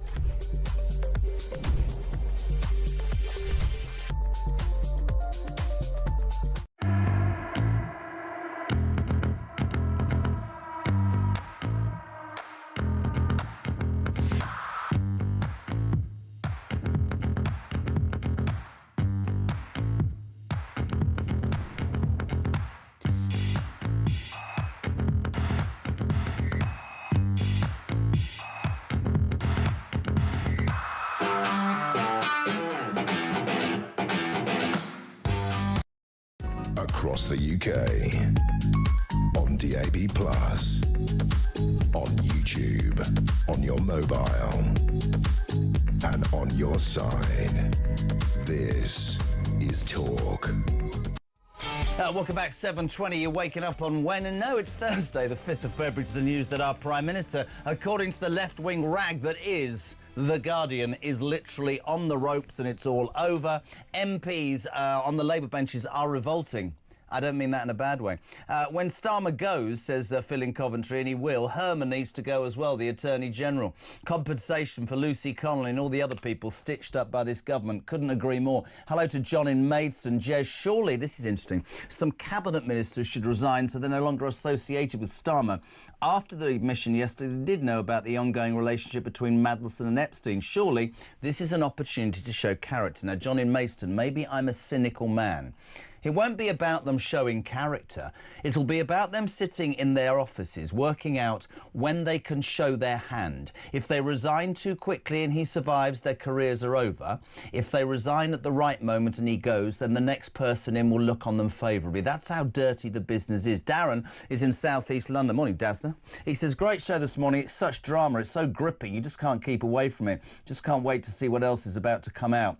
The rats are slowly falling. I think it's called karma. Keep up the great work, Jez, and getting it out there to the nation. Glad to know much of the nation are also listening now. Hello to Betty. All of this is deliberate manoeuvres, in my mind, to take over this country by the hard left. I have to say, I reckon Starmer's the best bet. Geez. Hello to Gaz in Scunthorpe, lovely.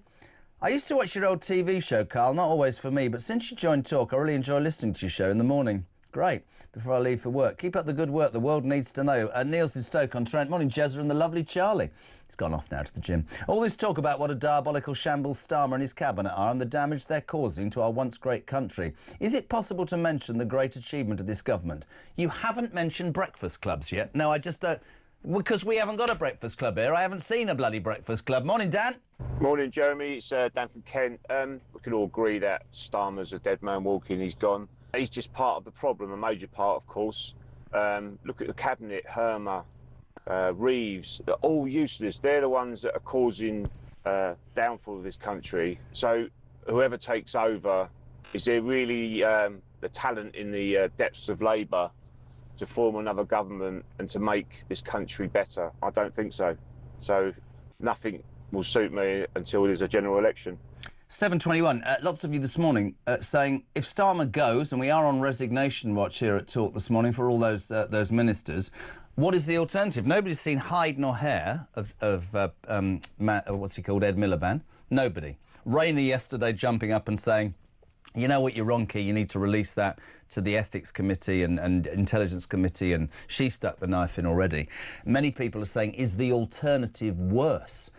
The Deputy Prime Minister of this country, Calamity Lammy, would actually become the Prime Minister if Starmer resigns for a period of time, which I think is quite frightening. This is him talking about Mandelson in the past. Peter Mandelson is a man of considerable expertise. He's the right man for this moment to be our ambassador. He's been a business secretary, a Northern Ireland secretary. Of course, he's worked in the European Commission, and he brings all of that to bear working as our ambassador in the United States. And of course, he's looking forward to presenting his credentials to Donald Trump. Can I just say, without being accused of getting on my soapbox, I think David Lammy is living proof, kids, or anybody with aspiration, that you can achieve anything in life. I haven't achieved an awful lot, but if that can become our Prime Minister, essentially, or Deputy Prime Minister, he just said he's got a lot to bring. He's been the business secretary, sacked for giving passports to dodgy businessmen. He's been the Northern Ireland secretary, sacked for a dodgy loan, which he lied to the HMRC about.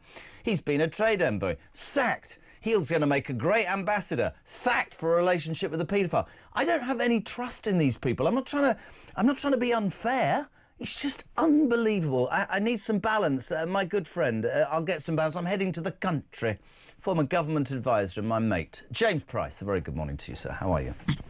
Well, I'm sorry to disappoint you. I'm in the country, but it's just not the countryside. It's a different country, but hopefully you can still hear me. Am I allowed to ask where? Have you left? Are you in the Chagos Islands? What's going on? I'm a lot closer to the Chagos Islands. I'm in the UAE on a work trip, but I couldn't stay away from talking to you, my friend. Thank you, my friend. We are. I mean, you've worked at the centre of government. When the Guardian puts it's over for Starmer, a Labour Prime Minister, isn't that the end? I mean, any other paper, I would say so. But if the Guardian's reporting it, then he's probably got another 3 terms in him. But I think in general, this is looking pretty ropey for the Prime Minister now. I mean, the audible gasps when it came out that Starmer really did know a lot more than he let on about Mandelson's latest, well, how many other scandals is it?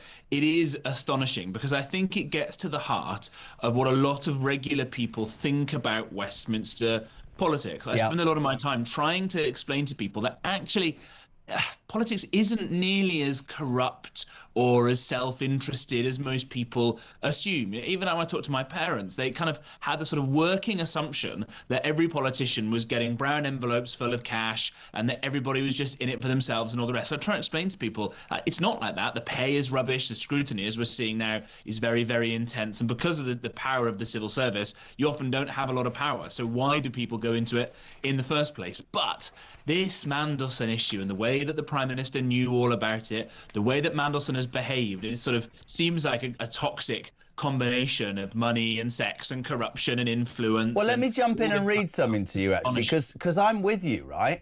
And I understand that for a lot of people, they're trying to do their job. But we went through this with the expenses scandal. I think that politicians in general, it's so in the gutter in people's mind. Listen to Heather. Ghislaine Maxwell, Jeffrey Epstein and Peter Mandelson bring down the disgraceful Labour government to the gutter. This Profumo affair Mark II, sex, espionage, blackmail and scandal. It is scandalous beyond belief. I mean, that's not an over-exaggerated text message, is it? No, do you know what? I think the Profumo comparison is quite a good one. The weird thing about expenses, which is 17 years ago, was that the sums were so small and it was all so humdrum by and large, with a few exceptions of having your moat cleaned and the duck houses and the kind of eye-catching stuff. It was relatable to people because it was kind of small numbers. And they thought, what? They're really like breaking all these rules and stealing small amounts from us. It was kind of pathetic, and it was not exactly on a kind of Berlusconi fun level. This is totally different in so many different areas. You know, we have to be careful, I'm sure, about libeling the lovely, wonderful, charming Mr. Mandelson, Lord Mandelson, as he will remain even if he's kicked out of the Lords and keeps his title. But some of these 6,000 emails are very, very peculiar. When he asks, Epstein asks him what he would like. Would he like a Cuban American? And Mandelson goes, I'd love a Cuban American in New York, but I can't get away from Gordon Brown right now because he's going mad. I wonder what he's talking about there. And when he starts asking about money, I think it turns out allegedly that his husband was being given a sort of cash retainer from Epstein. Yeah, can I just jump in? I've just had some response. The Cuban American, I can confirm, listeners, was not a cigar. It was not a cigar. I'd like to make that point. Oh, it just beggars belief, doesn't it? And therefore, I think it confirms all these things. It also, Jeremy, confirms a lot of the sort of what we thought were wilder, salacious conspiracy theories about these sorts of issues. And the problem with that is that it does so much to damage trust in the so-called elites at the top of our society at exactly the moment where we need that to be the opposite, when AI, where social media, all these changes are making sort of public life so bewildering, so confusing, and reducing trust. And by the way, reducing trust through mass immigration. We don't trust anybody because we can't even understand any of our neighbours anymore. We need our leaders to be paragons of virtue, probably more than ever. And I agree with almost everything. We're mates, right? I saw Farage interviewed some time ago, and I'm not blowing smoke, I'm just making a point. And I told this story yesterday, and a woman said, so, Mr. Farage, I'll put you that you've gambled, you've smoked, you've had a couple of marriages, and, you know, you like to have fun. He went, yeah, all four. Now, can you ask me? I don't think we want paragons, right? I'll tell you why I'm going to disagree with you. I think this is scandalous and appalling, and as Alison says, here we go again, does no one ever learn sex and politics don't mix? I think with what we pay our politicians, we probably get what we deserve. I would prefer, JP, for somebody to stand for election and go, do you know what, let's just start this off before I stand as an MP. I've been married twice. I once, by the way, if you're tuning in, this isn't, I'm just going to give you an example. I did some drugs at university. I've got 3 kids. Do you know what? But so write what you want. That's what I'm standing on. There are my policies. I don't think the people want squeaky clean. I think they're sick of the BS where people pretend to be squeaky clean and then end up looking anything but. That's what I think. No, do you know, I think it's a great point. And Farage is a brilliant example of this. I think probably Trump to some extent as well. Yeah. All of his many flaws were well known before he went into public life. And people will go, oh, isn't he terrible, all the rest of it. And that stuff was factored in with Trump's supporters. Doesn't mean they like it, by the way. I talked to my in-laws, for example. Doesn't mean they like that Trump has done all these bad things. He says stupid stuff, all the rest of it. But it's priced in, as it was maybe to some extent with Boris Johnson, and certainly with Farage too. And you hear Nigel Farage speak publicly. I've heard him speak privately about these things. Says, look, I'm not, as you say, a paragon of moral virtue, but you know that about me. You know where I'm coming from. But nobody is. That's the truth. Nobody damn well is. And Exactly once people get that through their heads, I spent 15 years doing what I did. Jesus, some of the worst critics, some of the journalists lived lives that, if they were ever printed, you could find that with anybody. But here's something, Cliff in Berkshire for you, JP. Morning, guys. This fiasco makes Boris's cake parties fade into insignificance. When I think back of the number of constant snide comments Starmer made during the dying days of Boris's premiership, I can think of only two words: bloody hypocrite. That's interesting as well, of course. Yeah, absolutely right. And again, some of this stuff might have been, I don't want to say forgiven, but people are capable, voters are capable of taking a kind of net view of these things. Yeah. Of going, well, there's some bad stuff that happens, there's some good stuff that happens. Where do I think those things balance out? But because the performance of this government has been so rancid across the board, you know, I try and be one of the most partisan people going. I'm never knowingly nuanced. Even I didn't think they'd be this bad on the substance or on the scandal. Yeah. You know, alongside the homelessness minister making people homeless, the housing minister only giving herself more houses, the anti-corruption minister getting done for corruption, we could go on and on and on. The fact that they haven't managed to achieve any meaningful progress on the economy, on the small boats, on improving quality of life for people, on defending our way of life, any of these things. In fact, the only thing that Starmer seems hell-bent and determined to do is to give away these Chagos Islands with this crucial US-UK military base in the Indian Ocean. Why is this the thing he is still pushing as his premiership looks like it could be about to come falling down? He could come out and cancel that deal and maybe even save his premiership. And the fact that he isn't makes me think there is something even darker going on there. There's a story in the Telegraph today that says that they expect Trump to approve Starmer's Chagos deal. Now, we did a thing on this, you and me, a week ago.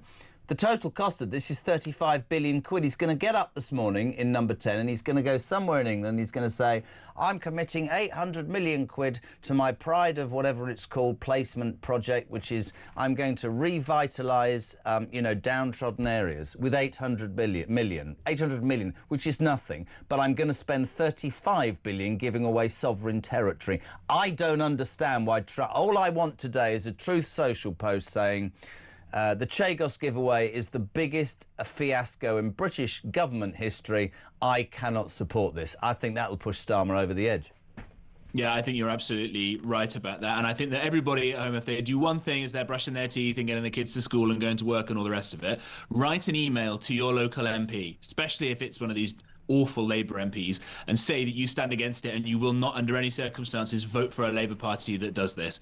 Absolutely outrageous. And we should remember, by the way, when Trump was last asked about this, he said, I don't understand why they're doing it. Do they need the money or something? Trump thinks we were selling the Chagos Islands. He doesn't even realise that we're paying people to give it away to an ally of China. This is absolutely bonkers. And I will note that I think it's the case that Starmer visited Mauritius in the years just before he became a Member of Parliament. And his best buddy, Philippe Sands-Casey, who took on this case, is one of his best pals and who got given Mauritian citizenship, by the way, a few years ago, wrote in his book admitting that he worked with the Russians and the Chinese in order to secure the non-binding advisory opinion from the International Court of Justice about this, and has since gone on to say openly on stage in a recorded event people can Google, God, it feels so great to be working against your country. Well, if he's got Mauritian citizenship and he's got French citizenship as well, by the way, we should take his citizenship away from him and put him in the tower. I don't understand so much. There's another story in the paper this morning. Lucy Connolly's racial hatred charge was fast-tracked by another of his friends, Lord Hermer. The woman who put hurty words that we don't condone was on X after the Southport riots. 31 months, eventually let out after a big campaign. Nobody condones what she said, but Hermer's part of the problem. It's this human rights nightmare. I mean, we can sit here and talk about it forever. Let's go to China, the worst human rights examples in the world. Let Hermer, who seems to, again, like you said, the other bloke, they seem to prioritise being made to look, or in their minds, looking good in the world of, you know, political correctness and, you know, human rights. They don't give a toss about the United Kingdom. The truth is, though, through all of this, we look even more idiotic on the international stage, don't we? We absolutely do. A bit of perspective here. Me sitting 3,500 miles away or whatever it is. There's a conference called the World Governments Summit going on here at the moment. A lot of interesting people I've been speaking to at it, and they look at the United Kingdom as a basket case. And it's not funny, because it's our country that we love. And I spent some years working in the government trying to make it a bit better. You're doing God's work now, giving people the information they need to get that they're not getting from a lot of other places. But in the United Arab Emirates, where now, we found out in the last few weeks that they now won't allow their students to go to British universities because they might end up as Islamist nutters, and the UAE is very good at cracking down on this. The UAE, by the way, that does look a bit like what the leftists seem to think that Britain should look like. It's incredibly cosmopolitan. You've got all the languages, all the food, all the different kind of faces in the world, and yet because they're very strict on law and order, there's almost no crime here. I went to something called the Abrahamic Family House in Abu Dhabi the other day, where on one site there is a church and a mosque and a synagogue all together, where all three faiths get to worship there. It's all perfectly safe. And yet we've got examples coming out now, written by David Cameron era special advisors, reports saying the countryside is too white and that people don't like going to the countryside if they're Muslim because there are dogs and pints of beer in country pubs. Do we think a civilization that treats itself like this, or a leadership that treats a British civilization like this, is going to survive if we keep going on this way? No, I don't. It's got to change, and it's got to change with political leaders doing it, because if they don't do it, then we're going to see uprisings in the street, and I do not want to see that happen. It will be awful for everybody, but something will snap at some point soon. Couldn't agree more. How long are you away for, boy? Another week or so. So I'll be back in Blighty for the show next week if you want me. Good man, delighted. My love to Mrs. P. Always great to have you on. James Price, former government advisor, live from the United UAE. That was good.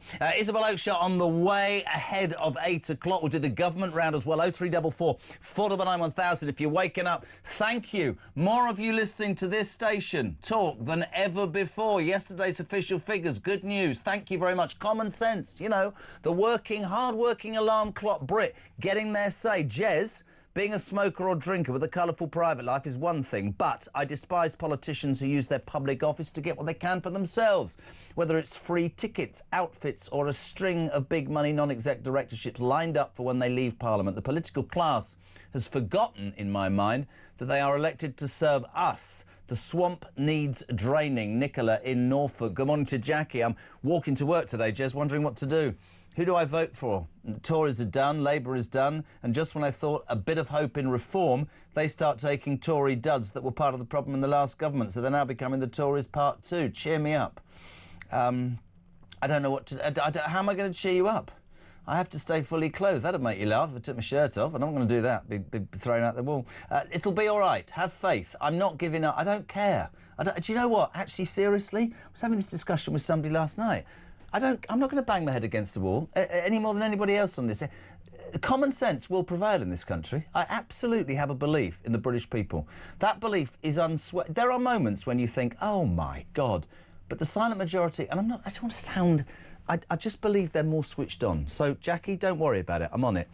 John in Yorkshire. Morning, Jez. Great show. This is getting to the stage where I almost feel embarrassed for Starmer, do you? He's lost his MPs, he's lost his party, he's lost the country. Not that he really ever had it. For the love of God, man, just go and give our country a chance. And that's before you start talking about his private life. And just to put the whole perspective in on the show, good morning to Anna in Surrey. She said, Jez, the minute you mention micro-penis, this is allegedly what Jeffrey Epstein had, although somebody told me yesterday Trump, never mind. The girls at work say, keep talk on, in the hope that she will disclose more juicy details. It was the topic of great interest with us in the office all yesterday. Jez and the micro-penis. Could I please, this is Jeffrey Epstein, right, was supposed to have a micropenis. I'm guessing a micropenis. Dave, does that mean a very, very small one? Yet Dave's saying that's exactly what a micropenis is, and that's from Dave. And a very good morning to Lisa, who sent this in just about an hour ago. Morning, Lisa. Morning, Jezza. It's Lisa from Canterbury. It's only 10 to 7, and you know, you'll laugh at this. This is how desperate I am to get rid of Starmer. I woke up at 5 o'clock this morning hoping to put the news on, have a look at the mail and see that he was gone. Unfortunately, he's still hanging there by a thread. Never mind, we all live in hope. Thanks, bye.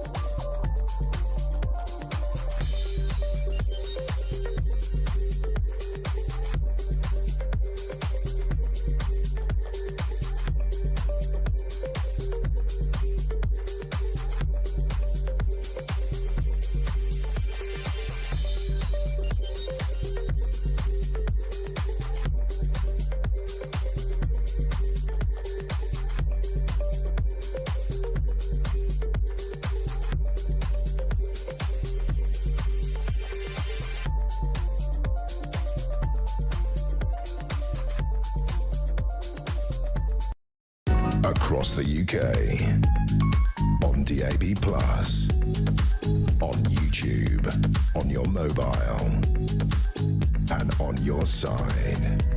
This is Talk. Welcome back, 20 minutes to 8 o'clock. This is Talk, the home of Alarm Clock Britain, the home of working British, the home of common sense. And Christian just nailed it when he came in. He said there's a sort of palpable sense amongst our listeners and viewers this morning of a sort of a little bit of excitement, the belief that finally something might be happening with this awful, awful Prime Minister and this awful... And I'm sorry, Labour, don't say... come on and tell me why you're not awful, but you won't, will you?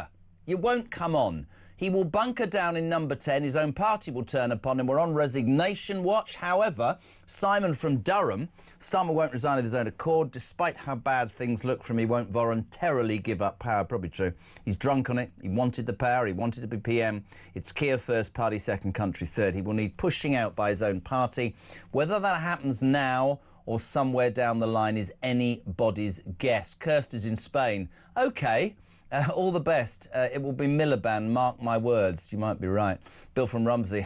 Mad Miliband is waiting to pounce. His silence is golden. Yes, you might be right. Dave.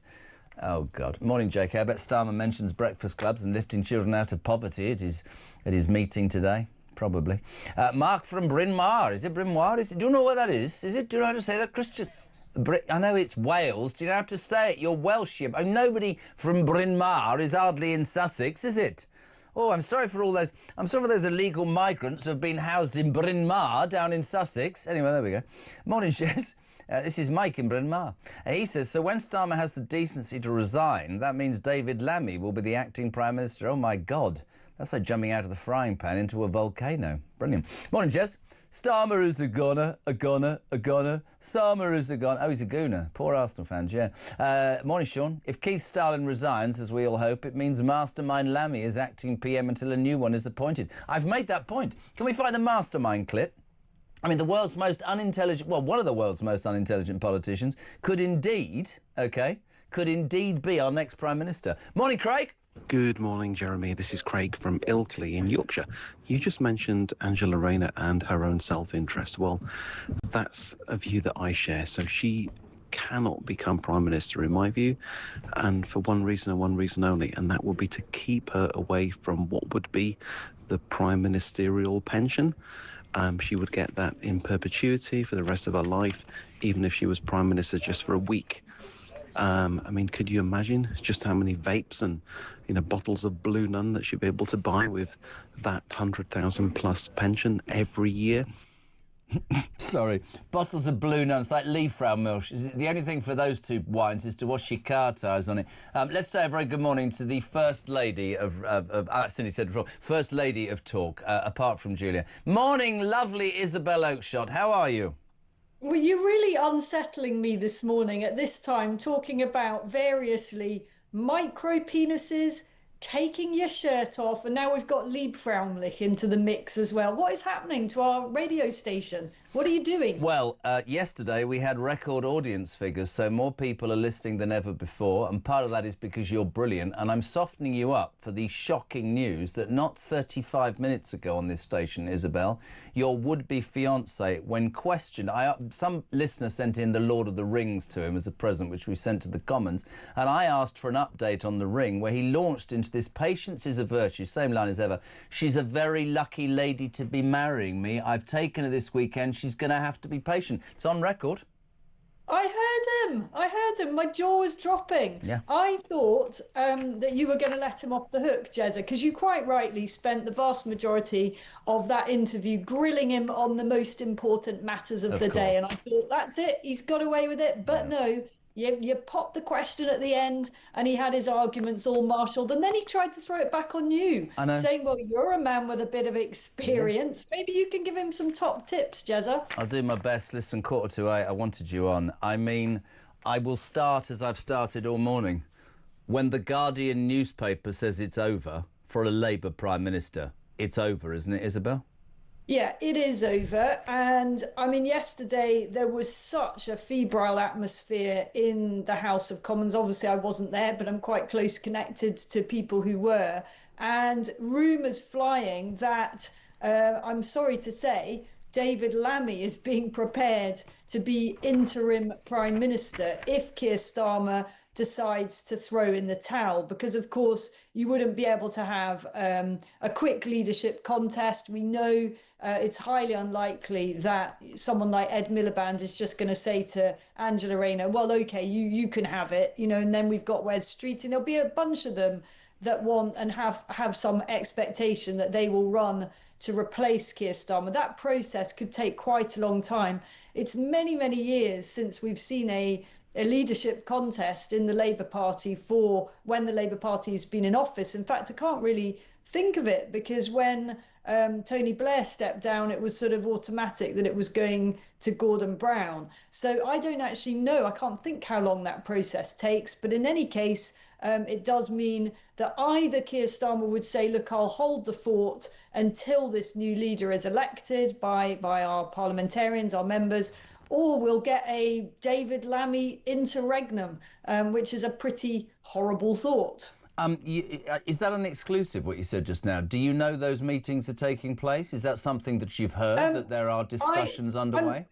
I'm going to caveat that because I don't have it on very good authority. But what I would say is it would be a bit of a negligent thing on the part of the Cabinet Office and the machinery of government not to be preparing somebody to take over, because how can anyone tell what is in Keir Starmer's mind? You know, he may just decide at any point in the next few days, look, I just can't do this anymore. And then what are you going to do? Are you going to have somebody who's completely unprepared for the realities of taking over that position? What the civil service does very well is make contingency plans. So I would be very surprised if David Lammy isn't being prepared for that possibility. God help us all. There's a speech this afternoon where we're told Starmer will announce the paltry sum of £800 million. I say paltry compared to the 35 billion giving away the Chagos is costing this country, where he is going to talk about, you know, delivering improvements to local deprived areas across the UK. Lots of people are saying, could this be the moment he says, I'm calling an election, I've lost the faith of the party? I mean, yesterday... No chance. No, I'm with you. No chance. I'm with no you. Way.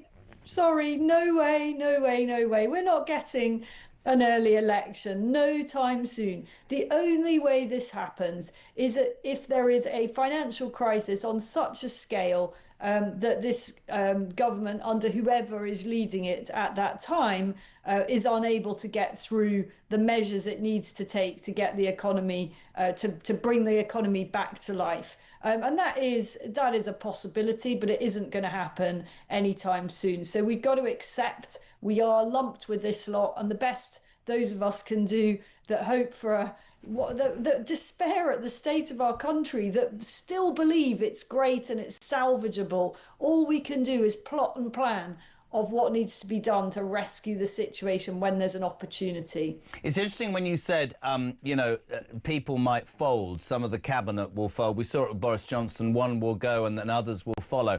That, to me, is how this is going to happen. We are on resignation watch. If you looked at that front bench yesterday during PMQs, a lot of them looked like the game was up. But I want to bring it back to Starmer if I can. I thought, Isabel, you might have watched it, I did.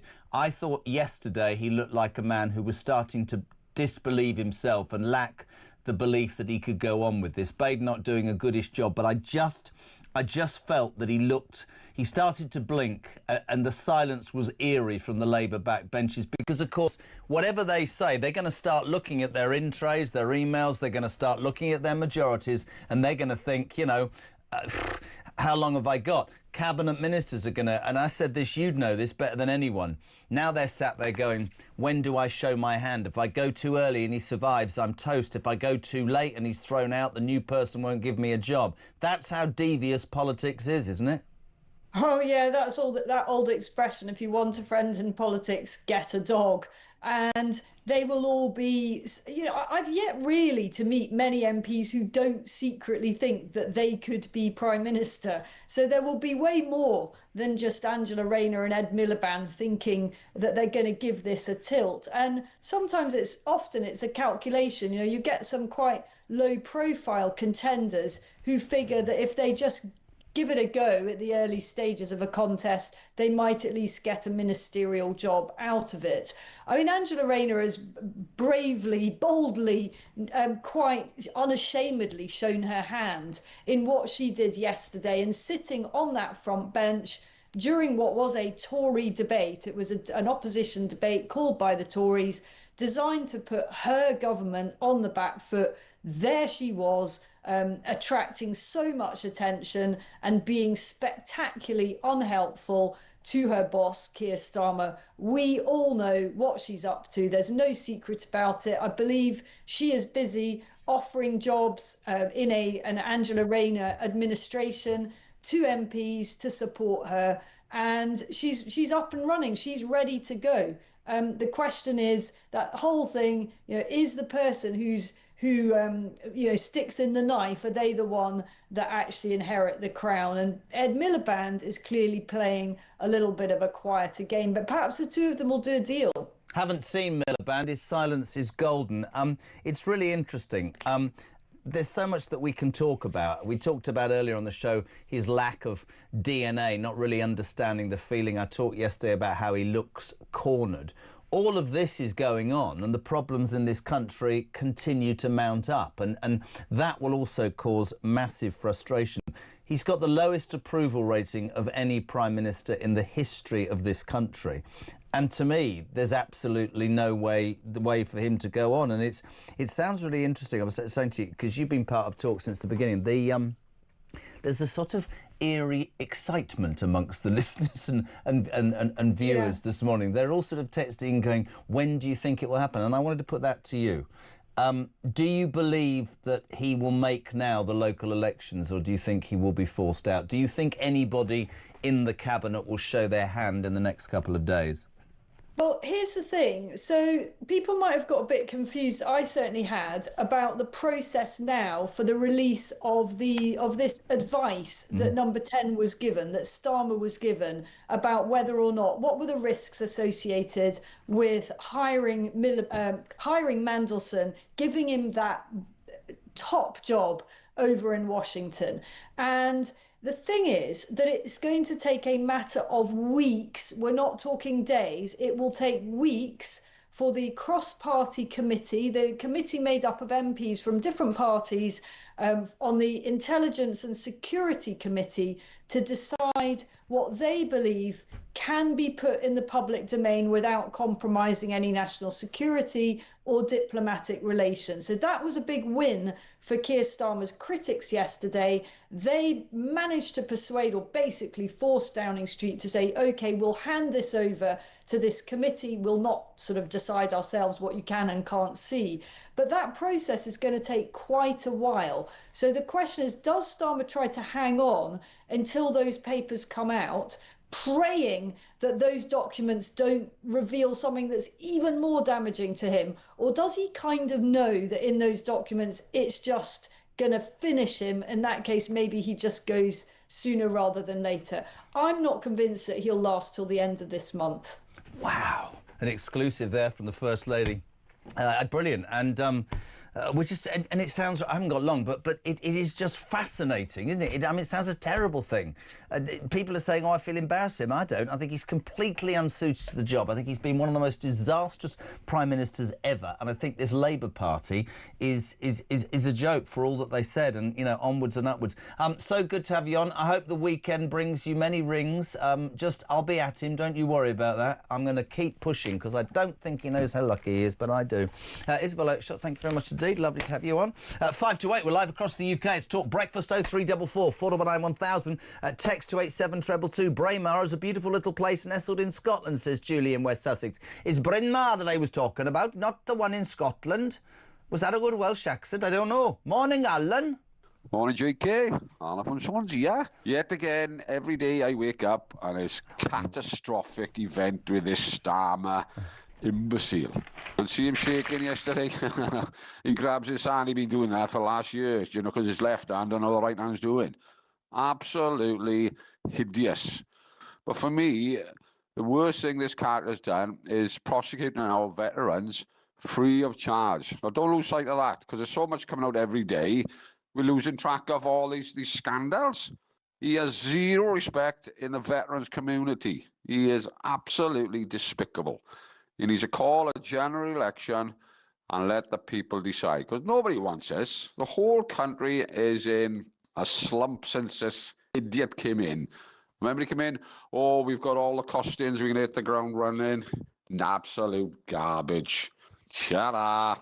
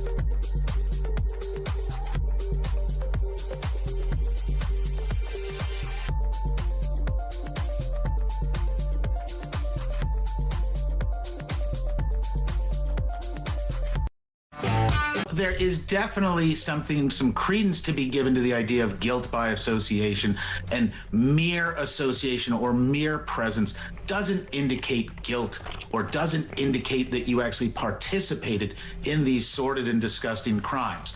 But when you see the repetitiousness, when you see the long-term interactions where it would be very difficult for anybody to be friends with Jeffrey Epstein without knowing the reputation, without seeing the assorted detritus in his path that he's left. Across the UK, on DAB+, on YouTube, on your mobile, and on your side. This is Talk. Welcome back. It's almost 8 o'clock. You are with Talks, the home of common sense and free speech. It's all about Starmer. Resignation watch for the Cabinet yesterday in Parliament. Badenoch skewered him when he finally admitted he knew about Mandelson and Epstein. Play the clip. Can the Prime Minister tell us, did the official security vetting he received mention Mandelson's ongoing relationship with the paedophile Jeffrey Epstein? So clear. Prime Minister. Yes, it did. Yes, it did. 3 words that most people across the political landscape are saying signs his own death note. Loads to do in the next hour. Sarah Vine, top columnist from the Daily Mail, and author Trevor Kavanagh, ex-political editor of The Sun. We'll talk to Charlotte Callan, the Conservative MP for Gorton and Denton. Also, Nigel Evans, former Deputy Speaker. All that on a breakfast show from a station that yesterday was able to be told it's got more listeners than ever before. Thank you for that. We're heading to the news at 8 on Talk Breakfast, and we'll be back with Sarah Vine next after this.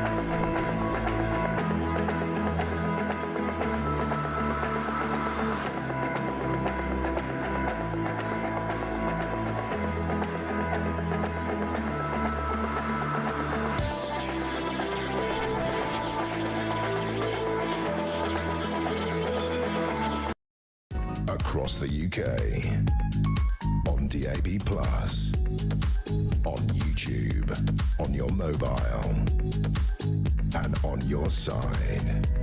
This is Talk.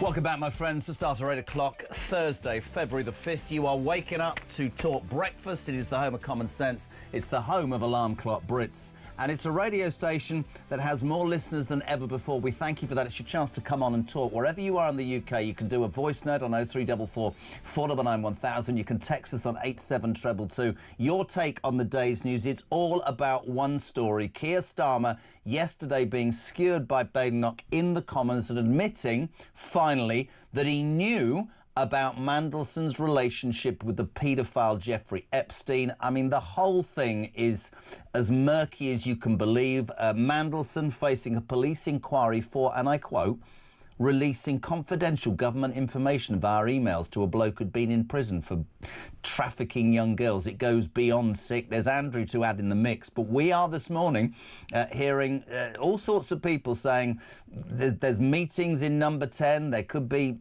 Nobody knows. I mean, if you looked at that front bench yesterday in the House of Commons, most of them looked like they knew the game was up. Are any of them going to break cover? This whole Mandelson scandal has been likened almost to the Profumo scandal that brought down a government in the 60s. I'm going to play this clip again because this man, OK, is our Prime Minister, a man who's supposed to represent us abroad, supposed to care domestically about what happens. He's had no answers to so much in his premiership. He attacked pensioners and did a U-turn. He attacked farmers and did a U-turn. He attacked... veterans, and that's one of the biggest disgraces. He gave away sovereign islands, the Chagos Islands, and 35 billion. He's raised taxes. He's done absolutely everything that's annoyed so many people. And yesterday, he was outed as a liar. Have a watch. Can the Prime Minister tell us, did the official security vetting he received mention Mandelson's ongoing relationship with the paedophile Jeffrey Epstein? So clear. Prime Minister. Yes, it did. Yes, it did. The beginning of the end, maybe. Morning, Danny. Morning, Jezza. Danny from Langford. So when Keir Starmer does get pushed or leave or whatever he's going to do, why are we not having a general election? Why have we got to wait for some other moron to take us further down the road we're going? It should be a general election. And then the people can have their vote and then we can get in who we need to make the country great again. Have a good day, mate. And you, pal. 8:05. I'm still in awe of my next guest. It's always a pleasure to have her on. Sarah Vine, a top author and columnist for the Daily Mail. A very good morning. How are you?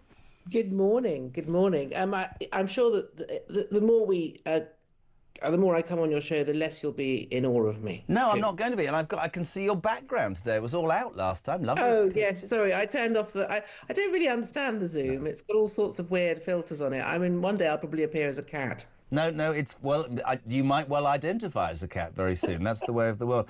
Sarah, without making it personal any which way, I think it would be fair to say you have, through your ex-husband, experienced some of the highs and lows of government, the machinations of Westminster and how things can change dramatically. But it would not be too dramatic to say this is a pretty seminal moment in our political history, isn't it?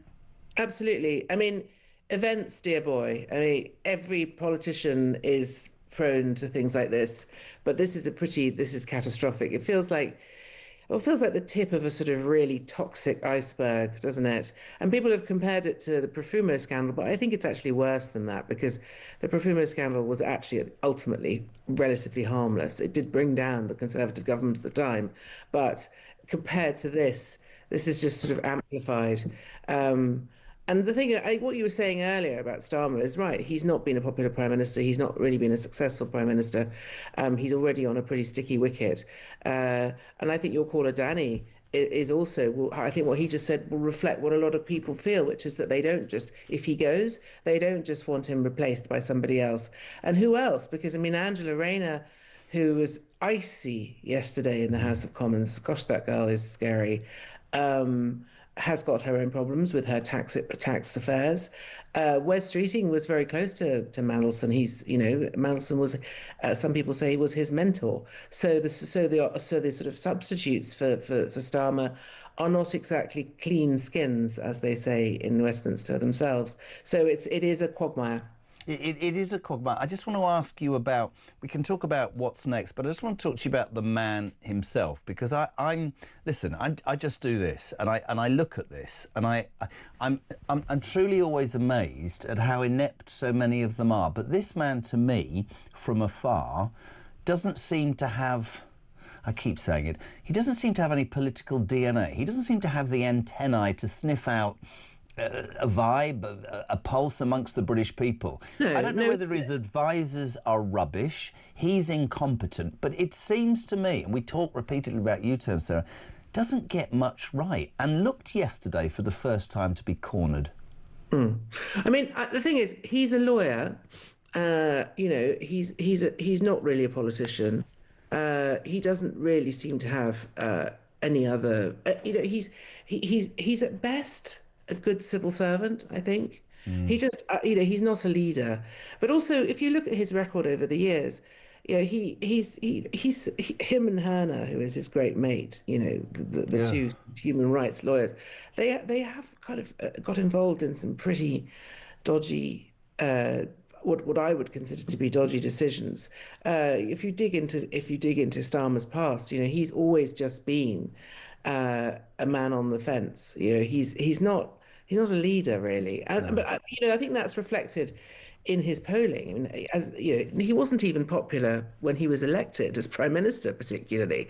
He feels like a choice that the country has made because they felt that there wasn't really anything else available. He got into power with the lowest majority of any government. I think it was 32%. He got less than Jeremy Corbyn, who I would loathe, but at least had the decency to write down what he was going to do and stand by it. Jeremy Corbyn got 34% of the election. Yeah, and I mean, all Starmer did was say the right things and press the right buttons to get elected. It's clear that he never had any kind of a plan really for government. And that's the key thing. If you're going to win an election, you have to know what to do next. I mean, this Mandelson thing is one of those situations that, I mean, he could not probably have foreseen this. So it is, they are events, and it is a much bigger thing than just Keir Starmer. But when you're these kind of moments are when politicians are tested, and it's when you see whether they can do the job or not, whether they have any mettle, and he is very clearly and obviously failing in that respect. I had a Labour peer on yesterday, Lord Fawkes, who decided to be personal because he couldn't answer the question, and I kept saying to him, can somebody explain to me, this is a man who apparently ignored security advice on a super Chinese embassy and totted off to Beijing to do a trade deal because his policies have screwed the economy and all small businesses are in trouble, who is saying that he didn't get any advice on Mandelson. What I'd love to know from you, if you have anything on this, is how does a man who gets sacked as many times as he got sacked, and politicians can be sacked, but dodgy loans, dodgy passports, dodgy this, dodgy that. The question for so many of my listeners this morning, and they're texting their droves, is how much dirt must this man have on the Labour machine to have survived for so long, Sarah? Well, I mean, the answer is probably he does know where a lot of the bodies are buried. I think I was listening to the radio this morning, and apparently this story is cutting through, as they say in Westminster, like no other. Sort of 99% of the population are following it. And I think the thing about Mandelson is he's been in politics for a very long time. He's a figure who has been, he was around with Blair. He was causing trouble back in, I think, what was it, 1998, 1999. So this man is a real... he's very visible in British politics and has been over a period of decades, and everybody knows who he is. And so therefore, the fact that he's involved in this horrible Epstein thing it makes people think, well, has the corruption just been going on for the last 30, it's really damaging British politics generally and the perception of politicians, because the logical conclusion is this guy's been around for 3 decades. He's obviously a bad un. He was a bad un at the beginning. He's still a bad un. honestly, how many others are there like him? How far do the tentacles go? How deep does this stuff go? How terrible is the rot? And it really is a rot. And so, as a voter, you think, gosh, I mean, I've always been one of those people who's slightly been dismissive of these, conspiracy theories. The world is run by a cabal of lizards or whatever it is. But this whole sort of Epstein thing. You feel, well, maybe it is run by a cabal. It's sort of espionage and drugs and sex and lies and blackmail. There he is in his pants. I mean, it's a nappy, Sarah. It's not pants. It's got to be a nappy. And what is that? Is that a covert camera? So if so, what other things did that camera see? Yep. Where are those pictures? Are we going to see those one day? It feels like it feels like The Night Manager. He's Richard Roper.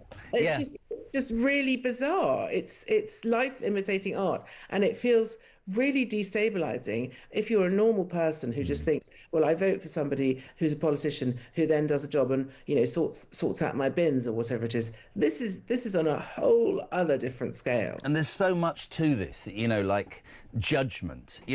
For me, I mean, to me, he goes to jail. I don't know what you think. I think he goes to jail. I think his time is up. I think Mandelson will definitely serve time. And let's talk about, as you said, the seriousness of allegedly releasing secrets via email to a convicted paedophile that might well have been used because of the market crash to make money for Jeffrey Epstein. We know that Epstein was heavily involved in business and in the markets and all of that kind of thing. I mean, to be honest, even if he'd been releasing those secrets to somebody else, it would still be insider trading, and that's a criminal offence in this country. Yeah. You don't have a position of power like that and then use it to effectively, I mean, we'd have to be a bit careful here because of course he'll have to go to trial and all that sort of stuff and he'll be investigated, but you don't use your insider knowledge of government decisions to feather your nest, because we know that after Mandelson left government, he did go to Epstein, and Epstein did help him get a lot of very well-paid jobs in the financial sector, extremely well-paid jobs. I mean, millions of dollars. So, what was this? Was this him saying, "Here you go. Here's some stuff you can use, and then make sure that you scratch my back when I get fired in a year's time or whatever." It just feels unbelievably. It's so grubby, isn't it? An £8 million house in Notting Hill that's now worth 20 million that he paid for, but his husband couldn't afford 12 grand for an osteopathy course and had to have that off Jeffrey Epstein. The whole thing is so murky. The judgment of Starmer in employing him, appalling. The Labour Party, as you said, is not famous for getting rid, but I just really would love to hear your prediction. How long do you think Sarah Viney lasts? Well, let's think about Boris Johnson, who lost his job for much less. There was the whole thing with Chris Pilcher, which was the straw that broke the camel's back with Boris Johnson, and he basically had to go because he appointed somebody that turned out to be quite unpleasant. And so if you draw a parallel there, I'd say that Keir Starmer can't survive. But the thing is, the desperation of politicians to stay in power once they get power is not something that should be underestimated. And I'm sure he will, he will cling on squirming for as long as he possibly can. There's no doubt about that. Angela Rayner, can she replace him? I mean, yes. I mean, I think she has the support of the party, but whether she has the support of the country, not very long ago there she was, not paying the correct stamp duty on her flat, on her second home in Brighton. It's not a great look for a Labour Prime Minister. I think Kemi Badenoch has done very well in drawing attention to all of this in the House of Commons. I mean, she's come into her own, actually. She is very good at this kind of stuff. I describe her as William Hague. I'd love your take on this. I think she's probably the right person at the wrong time. Well, I think that may well turn out to be the case, but she is definitely. She's grown into it, hasn't she? She's grown into it. I mean, she has a problem that goes way beyond any personal rating. She has a problem that the Conservative Party, as a brand, has a serious reputational problem, which she needs to clean it up. She needs to reposition it, and that will take time. And whether she will have that time we just don't know. So, yeah, but as a politician, as an individual, I think she's been very impressive in all of this. No, I agree. What comes next? Interesting, complete silence and never to be seen Ed Miliband, but I know that you like a laugh. If, and you say you won't, but if Starmer is forced out, and you're going to have to allow me to have a laugh. No, you're not going to say that. Don't say that. Don't say Ed Miliband as Prime Minister. Don't say No, I'm going to tell you that there are allegedly, and we're going to say there's already conversations in 10 Downing Street, that there would have to be an interim. And ladies and gentlemen, I'm just going to play a little clip, because if anything happens and Starmer is forced out, this man would be your interim Prime Minister. This is David Lammy on Mastermind, ladies and gentlemen. What was the married name of the scientists Marie and Pierre who won the Nobel Prize for Physics in 1903 for their research into radiation? Antoinette. Curie. Which fortress was built in the 1370s to defend one of the gates of Paris and was later used as a state prison by Cardinal Richelieu? Versailles. The Bastille. James Gandolfini played a mafia boss called Tony in which American television series? Godfather. The Sopranos. Who acceded to the English throne at the age of 9 on the death of his father Henry VIII in 1547? Henry VII. Edward VI. In chemistry, what French word is used for a tube for transferring measured amounts of liquids? Pass. Which country's so-called Rose Revolution of 2003 led to the resignation of its president, Edward Shevardnadze? Yugoslavia. No, it was Georgia. Sarah. It never gets old, does it? It doesn't, does it? He could be an interim Prime Minister. Doesn't that give us all hope we can achieve anything in life? Marie Antoinette, honestly, but this is a man who thinks you can grow a cervix. He said that. Oh. As I understand it, a man can grow a cervix. Wow. I mean, he's just tumbleweed in between the ears, isn't it? If it wasn't so frightening, where we're at, it is fascinating. And I was going to say, if it wasn't, I mean, it's laughable. It is literally laughable. I mean, it's not a joke, but it is laughable that someone like that could be anywhere near the levers of power. Absolutely agree. And just to finish, there's this extraordinary feeling amongst the listeners this morning. We had a great audience yesterday and all that sort of, and there's this sort of palpable excitement. They're all literally believing, maybe it's true, maybe it's not, that something is afoot. And they're all quoting Quentin on the front of your paper yesterday. Oh, yeah. Punctured perhaps beyond repair, Sakir deflated before our eyes, Kemi kept bayoneting him from Labour MPs, a cold and sinister silence. Yeah. There is. I mean, I wonder, where is Nigel Farage in all of this, do you think? Busy running around doing his thing. I think, I don't know, I can't speak for Nigel Farage, but I would suspect Reform would be happy for him to probably stay in the role, wouldn't they, Keir Starmer? I don't know. I mean, what is the alternative? Yeah, exactly. There's a lot of people who sort of almost don't want... I mean, a lot of people, I think, in the Labour Party, but also in the Conservative Party, and I suspect in Reform, who feel that actually there's a lot to be gained from Starmer staying, because the longer he stays, the worse the outcome will be for Labour. And I also have to add this before we finish, genuinely, that people always go, some Labour peer shouted at me yesterday and said, well, what about Liz Truss? What about Liz Truss? I said, we're not talking about Liz Truss, we're talking about Keir Starmer. Well, what about you? Why did you get sacked from ITV? Well, we're going to talk about what we're talking about here, which is the fact that this man... Reflection. I mean, can we just talk about this man? What about financially, though? Bear in mind 35 billion, right, for the Chagos Islands. Bear in mind we're paying 10 or 12 billion a month in interest on debts we can't afford to pay back, and yet this government seems to find money when it needs to for crazy things and screw the rest of this country. Can you see or foresee a situation where somewhere down the line that the financial institutions say, we're skint, we're broken, we haven't got confidence, like they did with Liz Truss? Yeah, and just pull the plug, exactly. I mean, he's going to be... I mean, all of this stuff is incredibly market sensitive. If you've got a weak... And again... So if we just pull back a little bit from this whole thing, the suggestion which has been made Epstein was working for the Russians and for Putin, and that this was all about compromat. You know, the absolute playbook is to destabilize as much as possible, to destabilize democracies, to destabilize successful economies, and this is exactly what we're seeing. This is undermining confidence in the British government, in its ability to function. It's fracturing our politics internally. It's creating chaos. And that is what our enemies want. This is China will be sitting watching this, rubbing their hands together. Yeah. Putin will be the same. Here we are in meltdown again. This is all great. This is all grist to their mill. That's the thing. Couldn't agree more.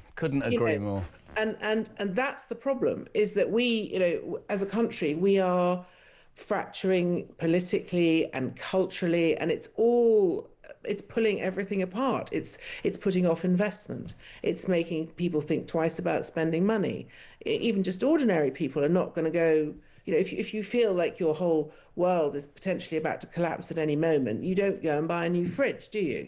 So that all kind of rolls together, and this is what we're seeing. And Epstein had been doing this over a period of decades. And talk about Andrew, formerly known as Prince. Again, the royal family, an institution, a solid institution, a sort of rock in many ways.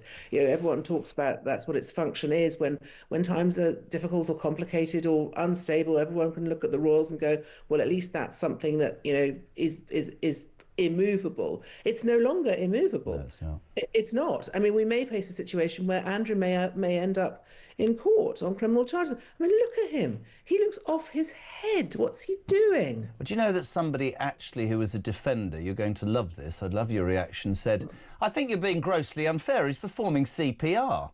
And honestly, really, it's not a model. I mean, honestly, I'm with you on that. The very institution, the monarchy, in my mind, is in trouble. I fear they're going to have trouble. It's in real trouble, and the king has done a lot already. And I'm assuming that the reason he did what he did so went so far was because he saw all this stuff and knew what was coming down the line.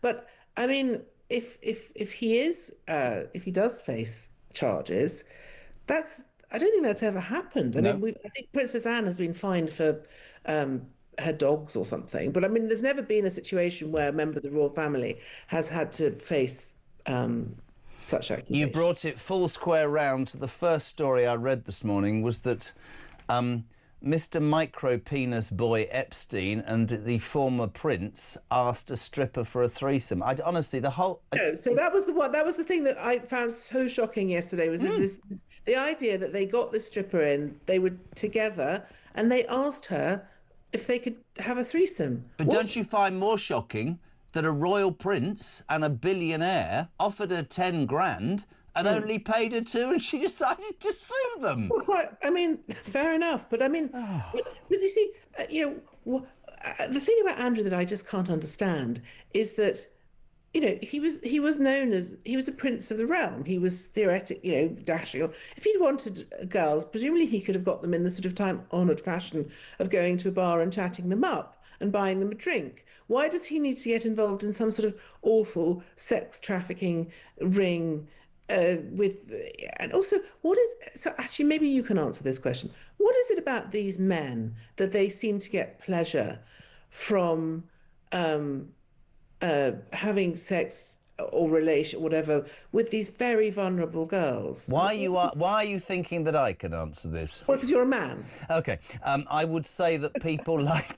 Good. I would say people like... That's the only reason, because I don't get it, because I don't understand why you would Because it's all about entitlement, and I guess... It's about power. The reason we talk about micropenis, there's a reason. I suspect that Jeffrey Epstein was never able to satisfy a woman and did it in other ways, by flashing his money and surrounding himself with women and ingratiating himself with friends. I think Andrew is an appalling example of an over-entitled prig who for years has got away with murder, genuinely because his mother always saw him as his favourite. And no way am I going into reasons why I think that's the case, not at all, because I'll be sued.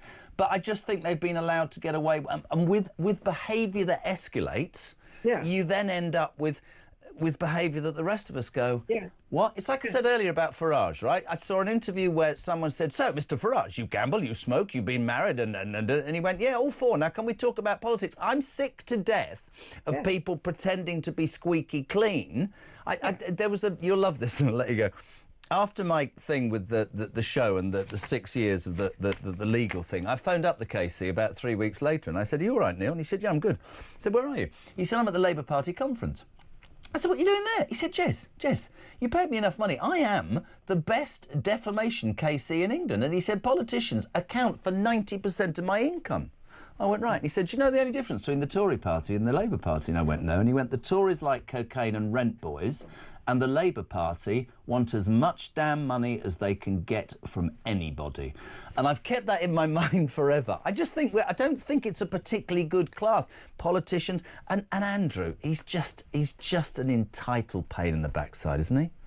Yeah, I mean, I think he is, and I think he's not. Just not a very nice person. I mean, the point that I'm sort of trying to make about all these horrible men is that they're all incredibly powerful. The list of names is extraordinary. They're all incredibly powerful, and they all seem to think they all just. I think it's quite misogynistic. They all obviously like, hurting women in some way, shape, or form. But I think I think that hides a problem they've probably got. Listen, I could talk to you forever. I love having you on, and we like the background today. Sarah Vine, will you come back next week? Yes, please. Love to, if you'll have me. Yeah. Doesn't have to be on Thursday. I can do other days too. Always. Thank you so much indeed. Sarah Vine, author and Daily Mail columnist. Fantastic. Loads of you have been asking, by the way, because it went on social media, did you fall out with a Labour peer yesterday? Yeah, I did. Have a listen. We're doing all the things we promised, one after the other. Well, hold on a second. Now we're going to have a massive argument. You told the farmers you'd look after them. Lie. You told the waspy women you'd look after them. Lie. You told the pensioners you'd look after them. Lie. Come on, Lord folks, be honest with me. You've lied. Be honest, Jeremy. Why did you get kicked off your previous? Now that's the lowest I've ever heard, and about sums up why the Labour Party is on its arse. No, that's the truth. You have no political argument. You want to resort to that. I'll tell you what you can do, Lord Fawkes. You can get off my damn show and do one. Bye-bye. We'll carry on with the next bloke. Sorry, Lord Cullings. Go on, let's talk to... I'm not talking to him.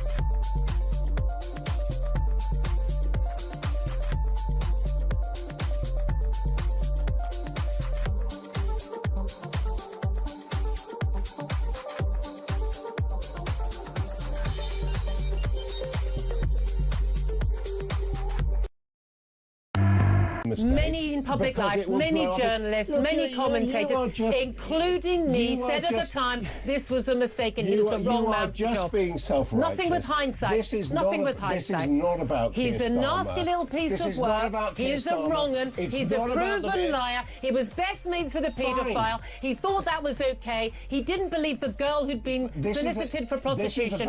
And you're happy to be mates with him. I don't think he's fit for public office. Nor do I.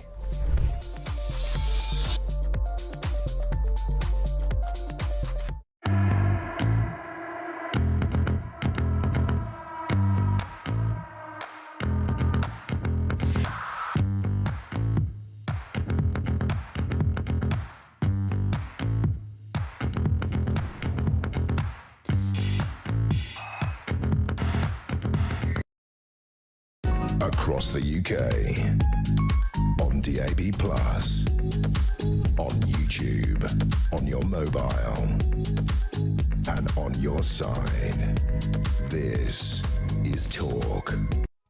Welcome back, 8:32. You would Talk, the radio station that has more of you listening than ever before. Thank you for that. It's breakfast. We're here till 10. 0344 499 1000. It's home of common sense. So earlier, Steve Reed, who's the Environment Secretary, who used to come on drive time all the time but now doesn't take our calls, did what they call the round, which is they send out a minister every morning. And they talk to everybody, bar talk, because we might criticise them. Anyway, Steve Reed this morning decided to deflect and say, this whole thing's nothing to do with Keir Starmer. Have a watch, have a listen. I felt like I'd been punched in the stomach when I found out what Mandelson had been up to. The person at fault here is not the Prime Minister or his team. It is Peter Mandelson who lied, manipulated and deceived everybody. He conned everybody. That's him defending his boss, because his boss gave him his job, and I presume if his boss goes, he might not get that job. Morning, Tony. Morning, Jeremy. Tony from North Somerset.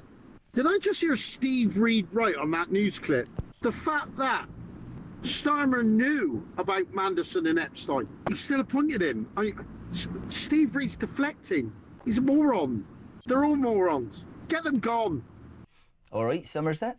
Morning, Rach. Let's be absolutely frank about this. If Rayner becomes PM, she will be a total embarrassment to this country, Ethiopia. Crass, completely unedifying character. She would be even more of a laughing stock than we are right now, really. Morning to Steve Lang. Jez, makes me sick knowing once Starmer is ousted, the git will take home £100,000 plus pension a year for the rest of his life. The most of us will be lucky to get 12. Morning, Jez, says Richard Akers. Could Starmer do a rishi by going to the King, dissolving Parliament and calling a general election? It would be the ultimate kick in the balls for those plotting to replace him, maybe. Starmer is a slippery snake, mark my words, says Reg.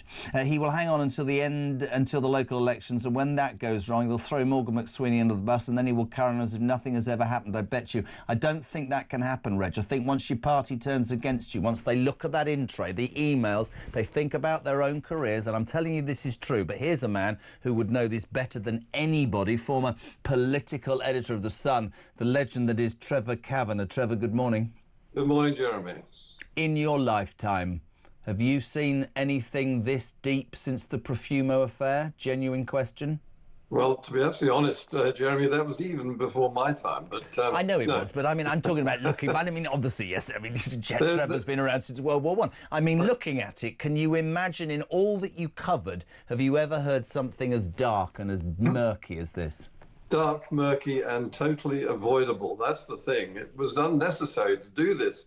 Everything that we now know about Peter Mandelson, at least in broad brush terms, was available, not only available, but we were writing it. At the time, we were writing the fact that he stayed at Epstein's flat in New York while Epstein was actually in jail for paedophile crime.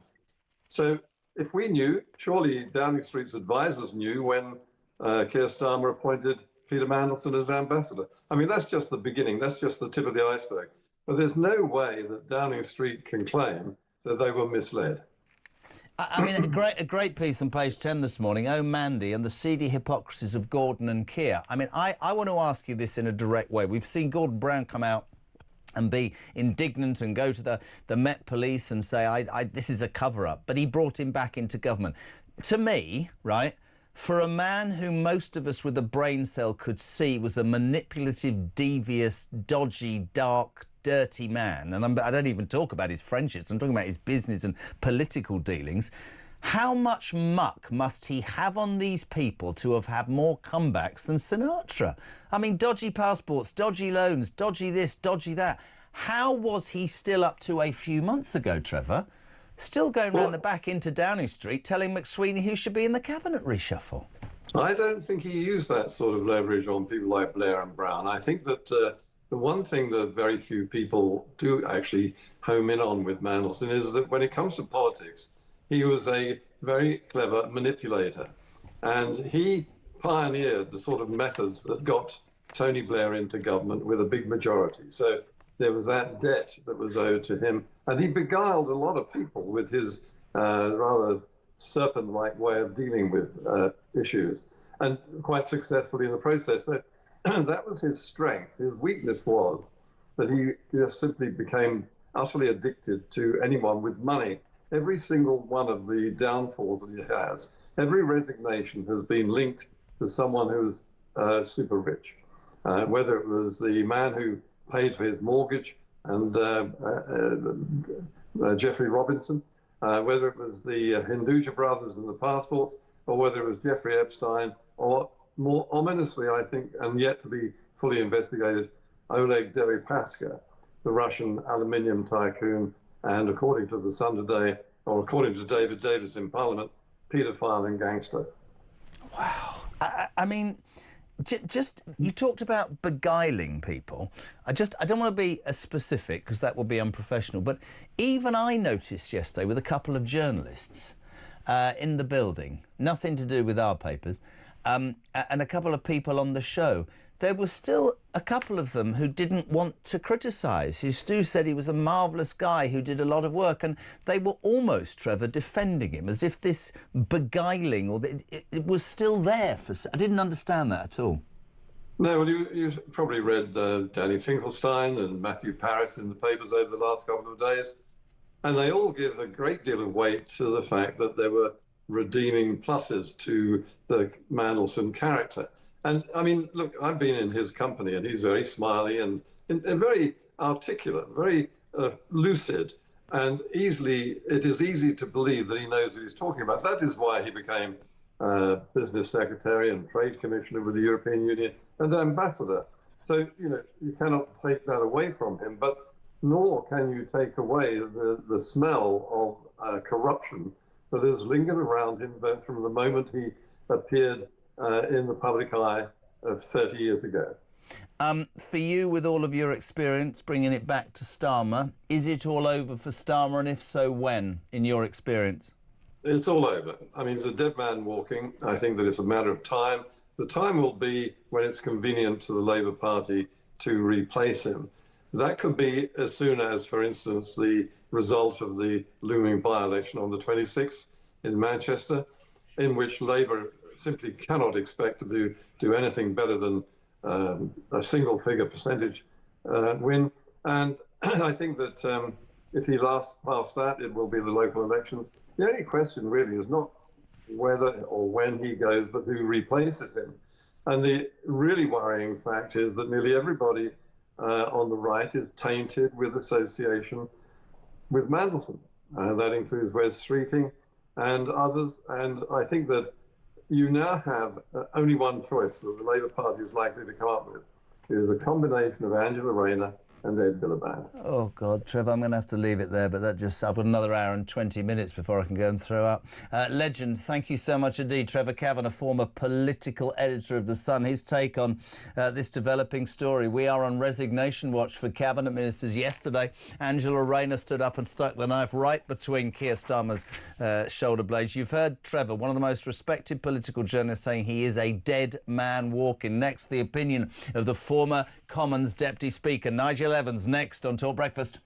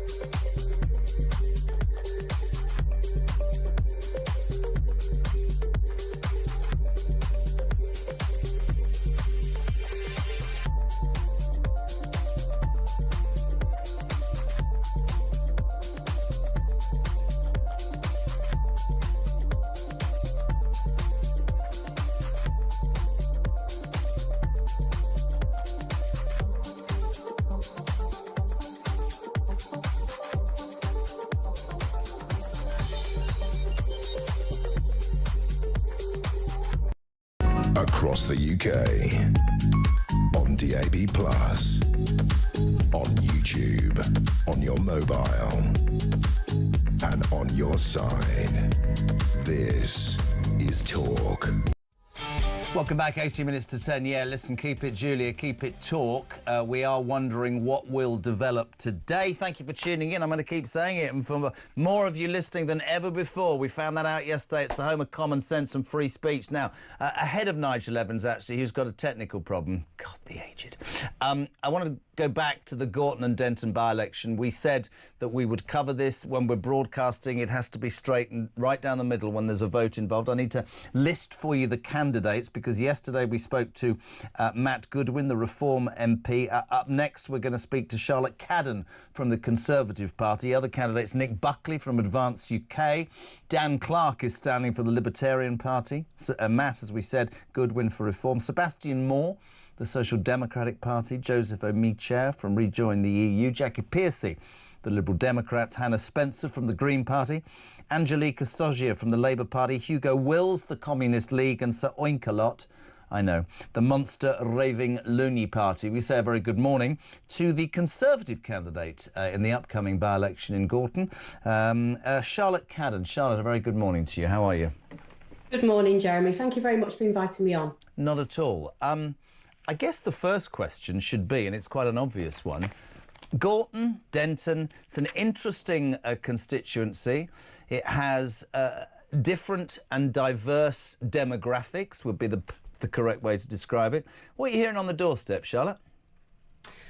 Well, as you say, I mean, it's an interesting area, Gorton and Denton. It's been Labour for forever, really. It's classed as a Labour stronghold. From what I'm hearing over the last few days, I mean, I was chosen as the Conservative candidate just on Sunday because we've been through a democratic process, which is the right thing to do. So from people on the doorstep, we've got issues around antisocial behaviour. I know from my background, I've worked in policing in Greater Manchester for the last 27 years, and I know that there's issues around organised crime. People on the doorstep are just completely fed up of this Labour council locally. You may have heard that, there are inappropriate comments in WhatsApp groups. Partly why this by-election has come about is because the previous Labour MP has been suspended. So there's a lot to kind of get into the detail here. But I just think, as we go through this conversation, hopefully I can show you and show some of the people, the residents of Gorton and Denton, that maybe it's time to try a different way, and that's via the Conservatives. What is the different way? What are the main policies? You talked about local issues, and that's become a highlight already of the campaign. But are people talking about how long Starmer's got, or are they talking about the potholes in front of their front door? I think that's a really important issue. I think neither at a grassroots level, to be fair. I think people are very concerned about the sexual abuse of young girls. We know that Kemi has managed to do some, to get the current government to U-turn on several policies over the last few months. And one of the most important ones of those was to force a statutory inquiry into the grooming gangs, where young girls who are now women in Tameside, Gorton and Denton, they want a proper inquiry into how this has been allowed to carry on with groups of men across the UK, and particularly in Greater Manchester, in this particular area and in neighbouring districts, how that is allowed to continue, because people have been frightened to speak up because of fears of being called racist. Are you still hearing on the doorsteps negativity because of the way that the 14 years of Tory government ended, Charlotte? I think if you look at some of the things that the Conservatives managed to get through over the past 14 years, people say that, what did you do in the last 14 years? We delivered EU exit, which was a national referendum. There's still a lot of work to be done on that. But one of the issues why people voted for the EU exit was to reduce immigration. Uncontrolled mass immigration affects local services, and that's one of the things that people are telling me on the doorstep of Gorton and Denton. You'll know that I have to do this job. We have a thing called PERDA during an election. We are as balanced as we can be. I know this is going to be a campaign. I heard from Matt Goodwin from Reform yesterday, and he said that he'd already had to deal with a very wrongful advert that had cut up a part of a speech.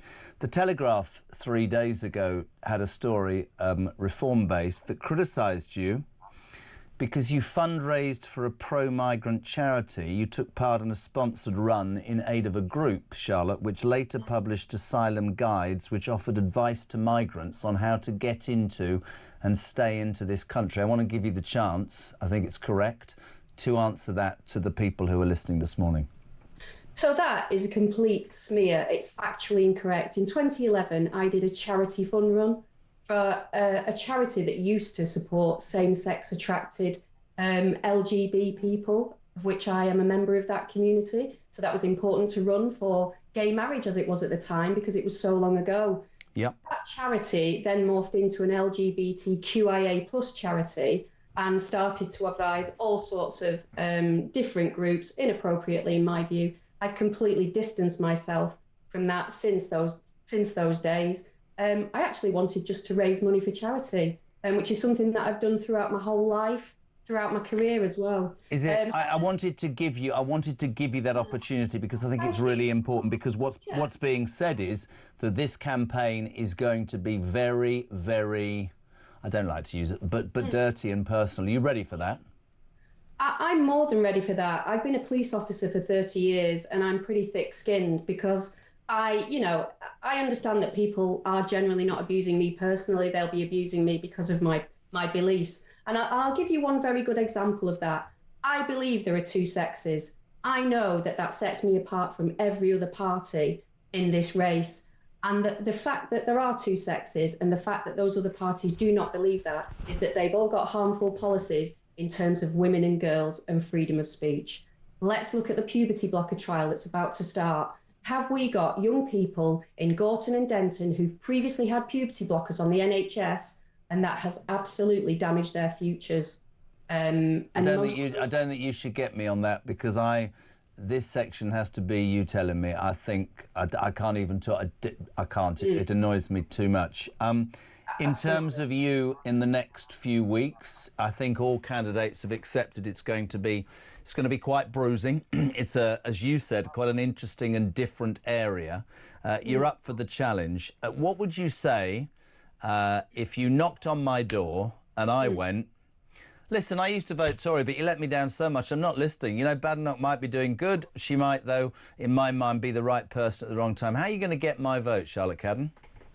I'm going to say to you that if you are thinking of voting for a different party, think about those policies that they hold. If you think that reform is the right answer, just look at what's happened over the past few days in Parliament. They can't get their act together. They've got totally uncosted, unrealistic policies in terms of business rates, things of that nature. They can't agree amongst themselves what they want to do about their left-wing policies like welfare, the child credit tax.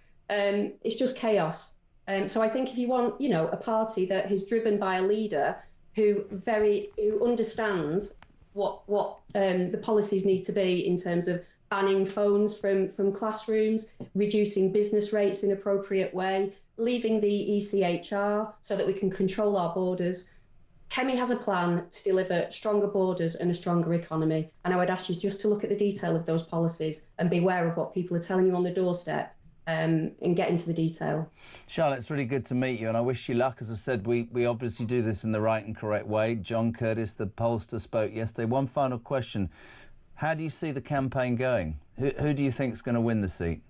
I think it's all to play for. I think the residents of Gorton and Denton are totally hacked off with how Labour have performed locally. And I know that most people in the country are very concerned about what's happened over the last sort of 48 hours in terms of Peter Mandelson and how the Prime Minister has dealt with that. So it's all to play for. Great to have you on. Charlotte Cadden, the Conservative candidate for the Gorton and Denton by-election, February the 26th. Just to repeat, Nick Buckley standing for Advance, Dan Clark for the Libertarian Party, Matt Goodwin for Reform UK, Sebastian Moore for the Social Democratic Party, Joseph O'Meara rejoined the EU, Jackie Pearcey from the Liberal Democrats, Hannah Spencer from the Greens, Angelica Sogia for the Labour Party, Hugo Wills, the Communist League, and Sir Oinkelot for the monster-raving Luna Party.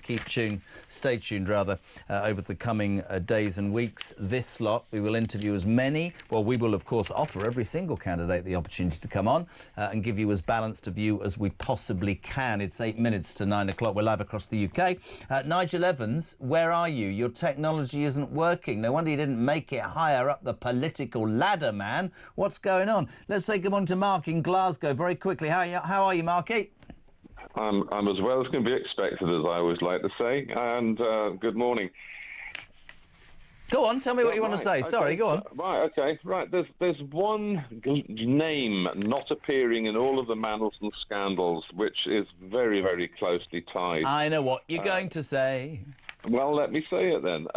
There's one gentleman, I use that word advisedly, Yes. who owes 2 election wins and becoming Labour Prime Minister to Mandelson, who, despite mortgage fraud by Mandelson, made him a cabinet minister, then sent him over to be a commissioner at the EU, where they have ultimate unelected power to make laws for the EU, not the Parliament. And he committed more fraud over there, or alleged fraud, let's say. And then I think has been standing behind Starmer and getting Starmer to sort of jump like a little puppet, and got Starmer to take Mandelson up as the UK ambassador for the United States. So Mr. Blair, Sir Tony, I believe, these days, Mr. Blair has been remarkable in keeping his name out of all of these scandals. So I just wonder how long it is before it breaks. Isn't he part of the Board of Peace in Gaza? He is currently. But the man that took us into an illegal war and made about 60 million quid, or was that his son? Oh, no. His son is a multi-billionaire now, and Tony admits to having 280 million, but we suspect has got many, many hundreds of millions stashed overseas somewhere. Wow, it's all going on, isn't it? It's a murky and dark time. It's a bit like the Profumo affair. Thank you to Mark in Glasgow. Very quickly, we'll head south to Brighton. Paul, you're on Talk Breakfast, literally 1 minute. What you got, kiddo? Yeah, hello, Jeremy. Well, the last caller really took the words right out of my mouth. But what I say also is, if Mandelson doesn't go down for this, then what does that say about our justice system when Lucy Connolly gets put away for 18 months, preaching about burning down a Premier? Your phone's not very good, man. You need to speak into the voice piece. It's a new concept. Put your mouth over the hole. Sorry, God, this is supposed to... Jeremy, have you got me now? Oh, there we are. Yeah, new concept, yes. Quick, hurry up.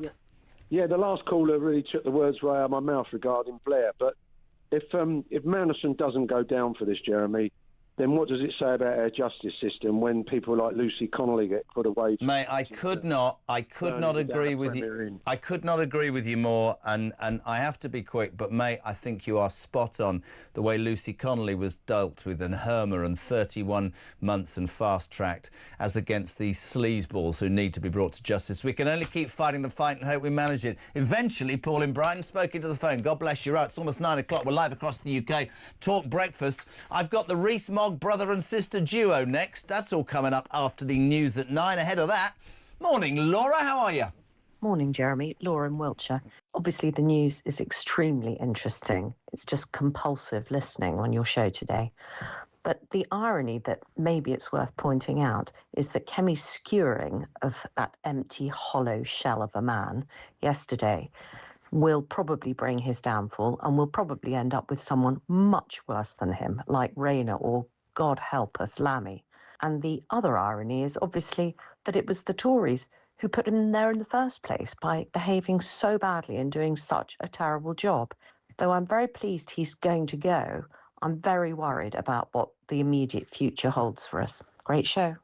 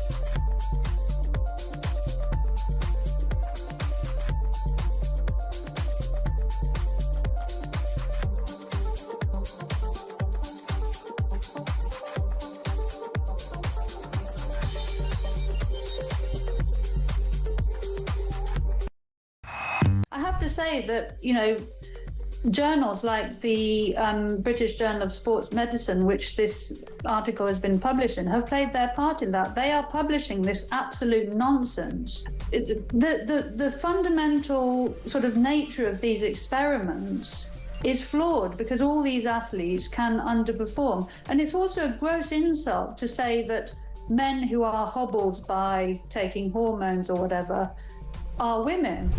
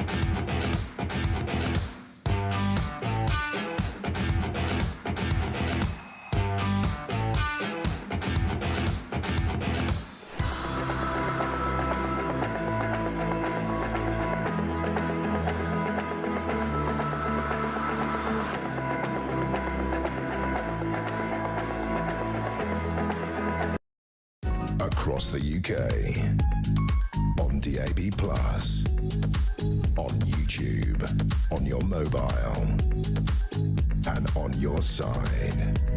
This is Talk.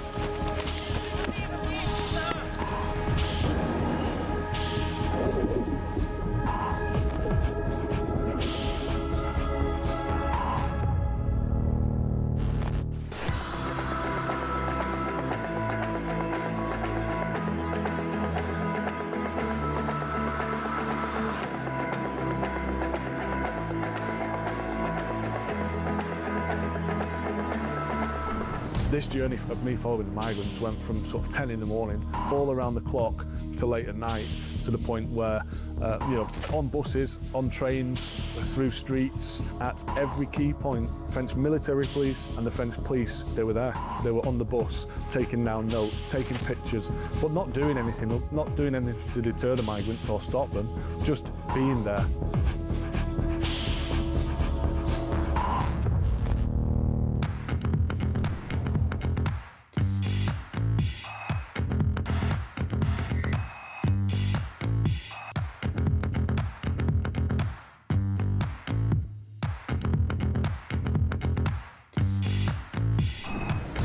I was sat in the tent and he was showing me through photos of his phone, scrolling through. This was barbaric, horrific stuff. Blokes going through walls in vehicles and then jumping out and shooting everyone. You know, his WhatsApp picture was him with a mask on, with a gun like that. You're in a tent with this guy? I'm in a tent with this guy, and actually he's just showing me this stuff. I'm just thinking, this is not the kind of bloke you want to be coming to the UK.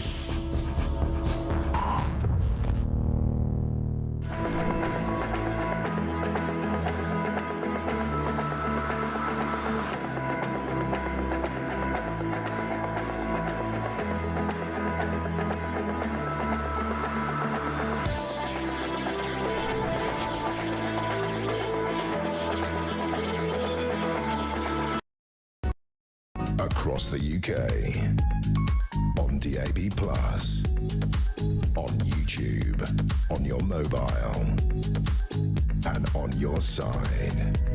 This is Talk.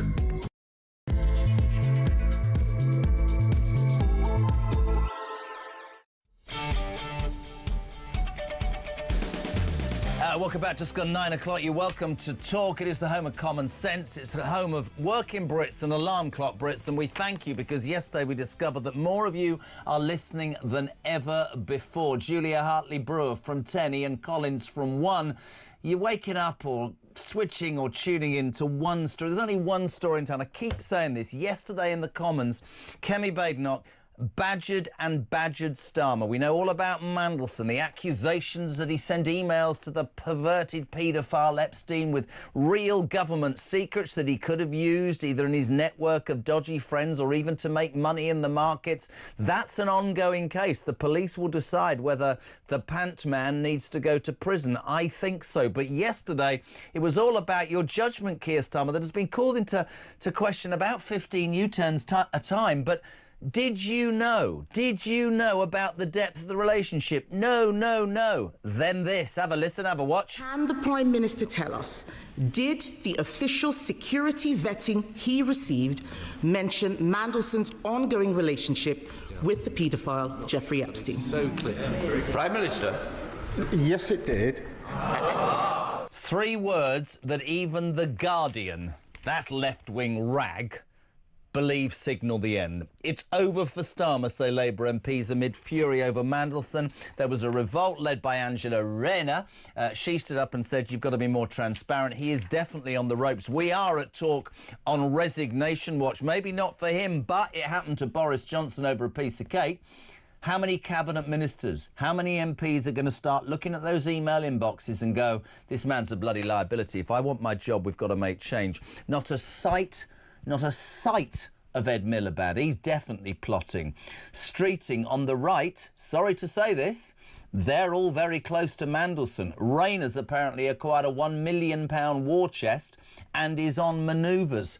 It's all going on. Our first guest this hour is a man who spent 30 years in the Commons, latterly as the Deputy Speaker, and I can officially reveal is not in the Epstein files. Good morning, Nigel Evans.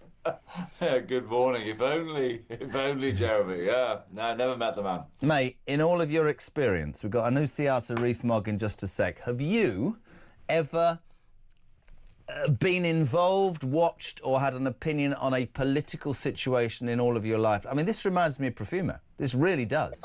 Yeah, no, the answer's no. I was in the House of Commons for 32 years, and yesterday, as it was approaching 12 o'clock, I was around about London near Fortnum and Masons, and I went across the road and I tuned in to Prime Minister's questions. Yeah. I've never done that before because I knew that day it was going to be quite spectacular. And I didn't realise how spectacular it was. And you've just played the clip where Kemi he absolutely skewered the Prime Minister by asking him that one simple question. Did he know? Yes, he did. And that, for me, just said absolutely everything. He couldn't say, no, he didn't, because he did. And there's enough evidence to show now that he did know that he appointed Peter Mandelson as ambassador to the United States of America when he knew the relationship between Mandelson and Epstein was incredibly close, and yet he still insisted on overruling everybody that warned him not to do it. He did it. He took the risk. He took the chance. And this is my question, Nigel. This is what I don't get. You would know more about this because you've been involved in I'm going to say the dark side, but the shenanigans that is the Parliament. I can sit here and say the man's got no moral compass. He's got no brain cells. He doesn't seem to have a plan, right? Yeah. But all I can come away from this entire story and all of my listeners that have been involved this morning is he must know where the bodies are buried, and he must have, Mandelson, as much muck on people across the Labour Party to have survived dodgy loans, dodgy passports. The man is obviously a liability, but has held the Labour Party in the palm of his hand for so long. And if he goes down, because I think he'll go to prison, I make no secret of saying that. You can say I think he will do. Is he going to squeal? How many will go down with him? Because this is serious stuff, man. If you think that my book that I'm writing, Jeremy, is interesting, and I know you think it is, because I'm on chapter 25, can you imagine the book that Peter Mandelson could write about the Labour Party. Peter Mandelson has nothing left to worry about now. He's got absolutely nothing. He's been thrown under the bus by Gordon Brown and then latterly by Peter Mandelson. He's got absolutely nothing left. He's going to write that book. And can you imagine how interesting that book is going to be? Because it is going to be about his time in Parliament, his time when he was sacked twice, his time when he was brought back by Gordon Brown and made Foreign Secretary. It's going to be an incredible book. He knows where the bodies are buried because he buried most of them. It's going to be a fascinating insight into the book of New Labour. He's a bit of a sleazeball, though, isn't he? I mean, I can't. The unedifying view of the pants and all that, and taking all that aside, the £8 million house, whilst your husband, who's whatever Ronaldo is getting 12 grand off Epstein for an osteopathy course. 75 grand in 325 grand instalments I didn't know went into my bank account. What I found really interesting yesterday, which you haven't done, which is why I love you, is there were journalists that came on programmes on this station yesterday and journalists in the building who were still trying to defend this piece of whatever. Does he have tentacles that spread so far? Because the man... I mean, do you know what I thought one of the lowest things was on Monday, that we were the only Tuesday I picked up on and I kept playing? Somebody did this once in television. I won't name names. Oh, I didn't know what was going on the island. I'm gay, he says. Well, there's a picture of him in his underpants with a semi-clad woman giving him a massage. I mean, that's absolutely farcical. He is up to his neck in it, and I don't think he's a particularly nice person at all. I think it highlights massive problems. Yeah, I think listen, he's been cancelled now. There's no two ways about it. Politically, he's had comeback after comeback. There is no comeback after this, and Peter Mandelson knows that completely. Does he go to jail, Nige? No, he will go to jail. I'm absolutely certain. Looking at everything that's there, he gave insider information on market-sensitive stuff that only he could know that would move markets, which could have meant that either Epstein or Epstein would have told other people about what was about to happen as far as the bailout in the Eurozone, which would have made people significant sums of money. I've got absolutely no doubt at all that he's facing jail now. Absolutely. So him losing his titles, it's the least of it. I thought a lot from Keir Starmer. But the reality is, within minutes of him saying that it was going to be the cabinet secretary that was going to decide what information we saw or didn't see, the Labour members of Parliament, and he's got a significant majority in the House of Commons, remember me, significant, it's a massive majority. They turned on him. Stay there, Nige. Stay there. I want to bring Annunziata Rees-Mogg in, head of comms at Popular Conservatism. Annunziata, I don't think we've ever spoken, have we? No, we haven't. Good morning. Lovely to speak. You see, she's clearer. By the way, before anybody says anything, I've just had a text in, and it said, I tuned in to listen to Nigel Evans, and I think he looks like Bill Nye from Love Actually. He's laughing. I'll take the money. Annunziata, I've got your brother on in half an hour. I'll ask you something about him in a minute. But honest to God, so many people getting involved. Nigel's just had his say. How do you at Popular Conservatism look at what's happening? Because this is probably the biggest scandal to hit Britain politically since the Profumo affair, isn't it? I think Profumo, and actually worse than Profumo. Profumo lied, but there wasn't corruption at the heart of government. And this is really highlighting quite how bad the corruption was. It was telling secrets to foreign powers. It was trying to influence British policy on the banks, the bankers' bonus tax. It was leaking when our Prime Minister was going to quit office. All of these are very, very deeply corrupt and at the very, very heart of our government. I think this investigation needs to go incredibly far because we don't know what other things it might have affected. Has it changed what's happening with the Chagos deal, for example. We know his fingerprints are all over that. What happened with the meeting with Palantir that was off the books when Keir went over to America? We need to know exactly how far this rot goes, but at the moment it's looking very serious. I agree that Mandelson will end up in prison, and if it's not here, it will be in the US. That the material non-public information laws in America are very strong, and it doesn't matter where you are in the world, you can be arrested and charged in America. Now, I think we've got to do it first here, because fundamentally this is a British problem. It has highlighted the complete distrust that this Labour government and its predecessors deserve. No wonder people don't trust politicians.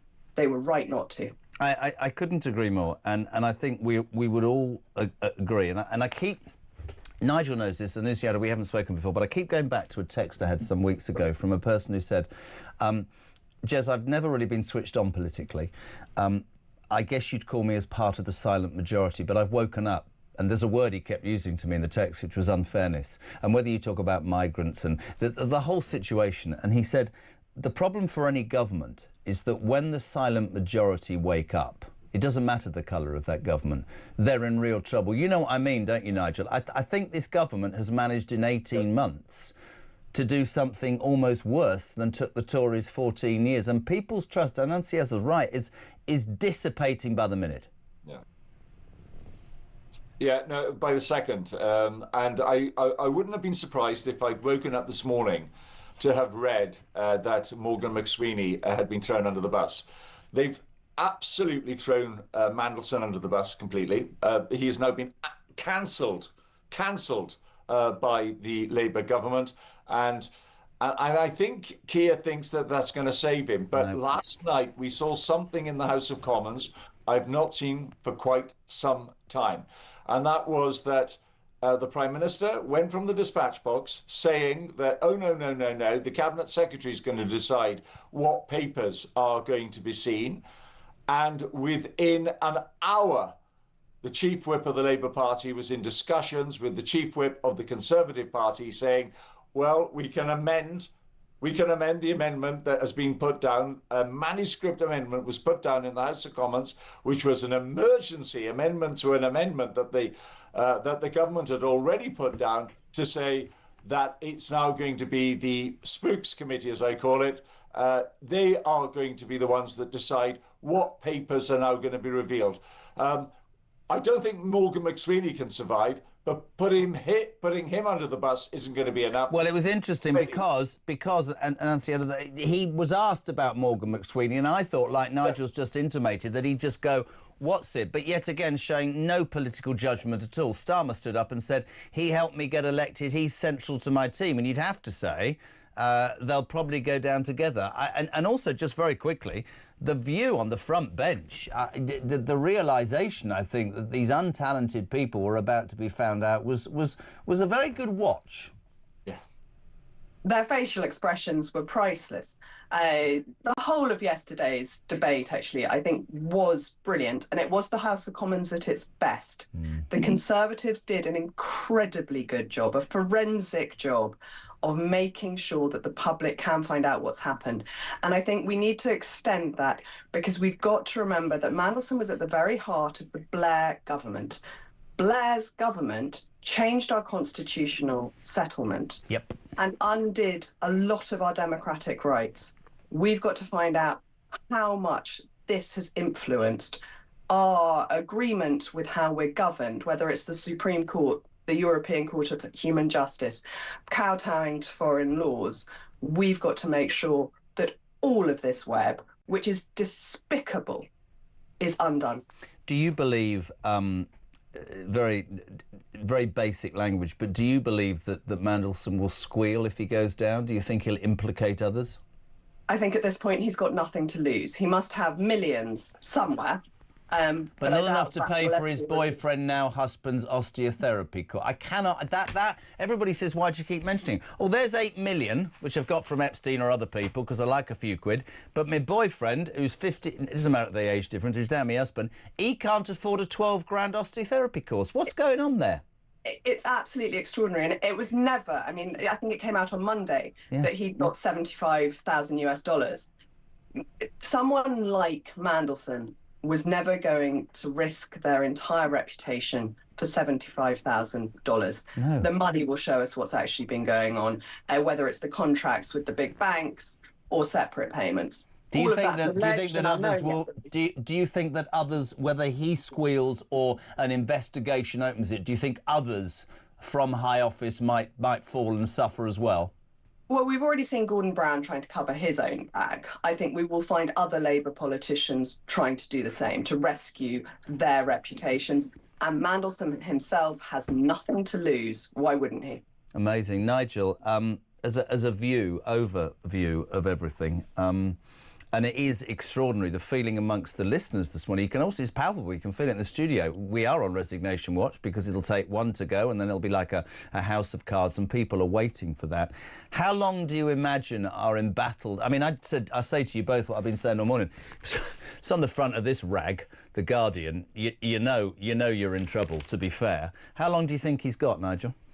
Hardly any time at all, because Angela Rayner started the ball moving yesterday by insisting that the Spooks Committee was the one that was going to do this. Don't forget, he's got a huge majority, a massive majority, and yet he was forced to climb down from Prime Minister's questions when he said absolutely that it was going to be the Cabinet Secretary that decided what papers were going to be revealed, and within an hour he had to change his mind.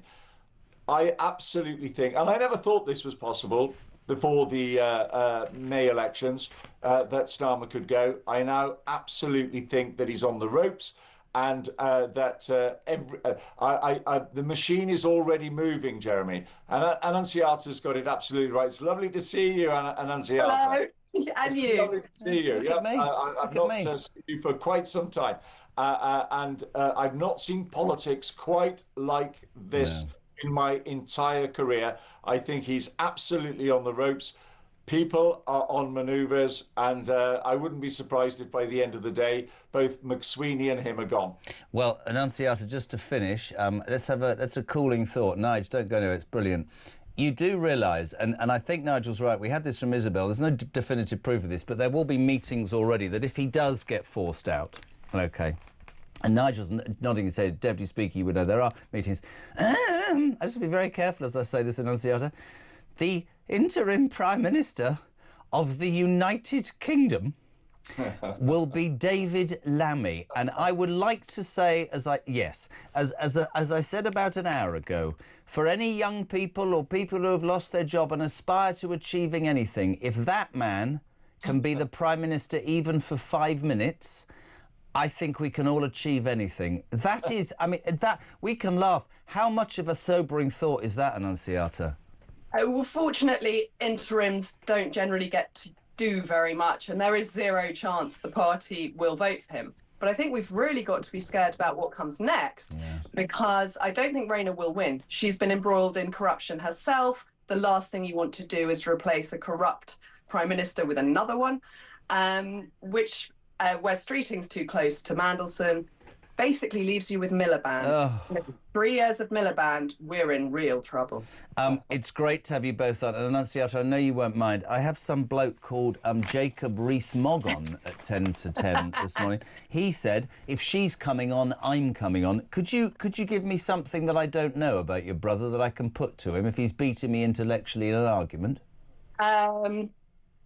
I've absolutely no idea. He is exactly what he seems, and a very good brother. Yes. Well, I'll tell you what, tell somebody off there I need something. But listen, it's an absolute pleasure to meet you. We'd love to have you on again, Annunziata. Thank you. And Nigel, or Bill Nighy. Lovely to have you both on. Thank you so much indeed. Talk Breakfast, 9:22. Back in 3.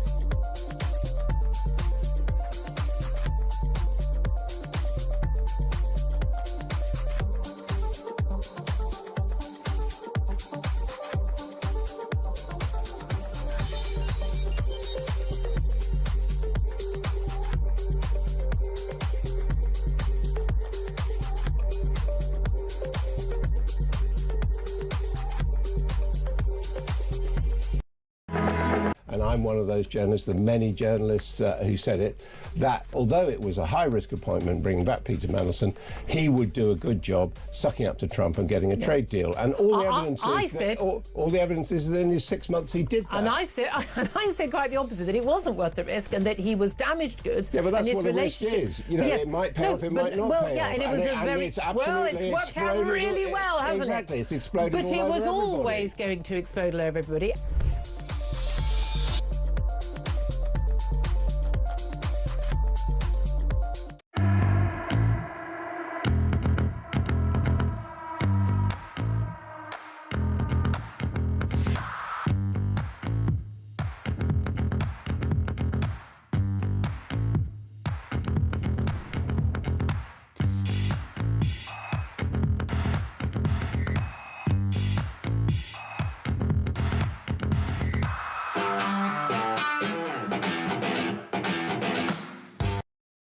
Across the UK, on DAB+, on YouTube, on your mobile, and on your side. This is Talk.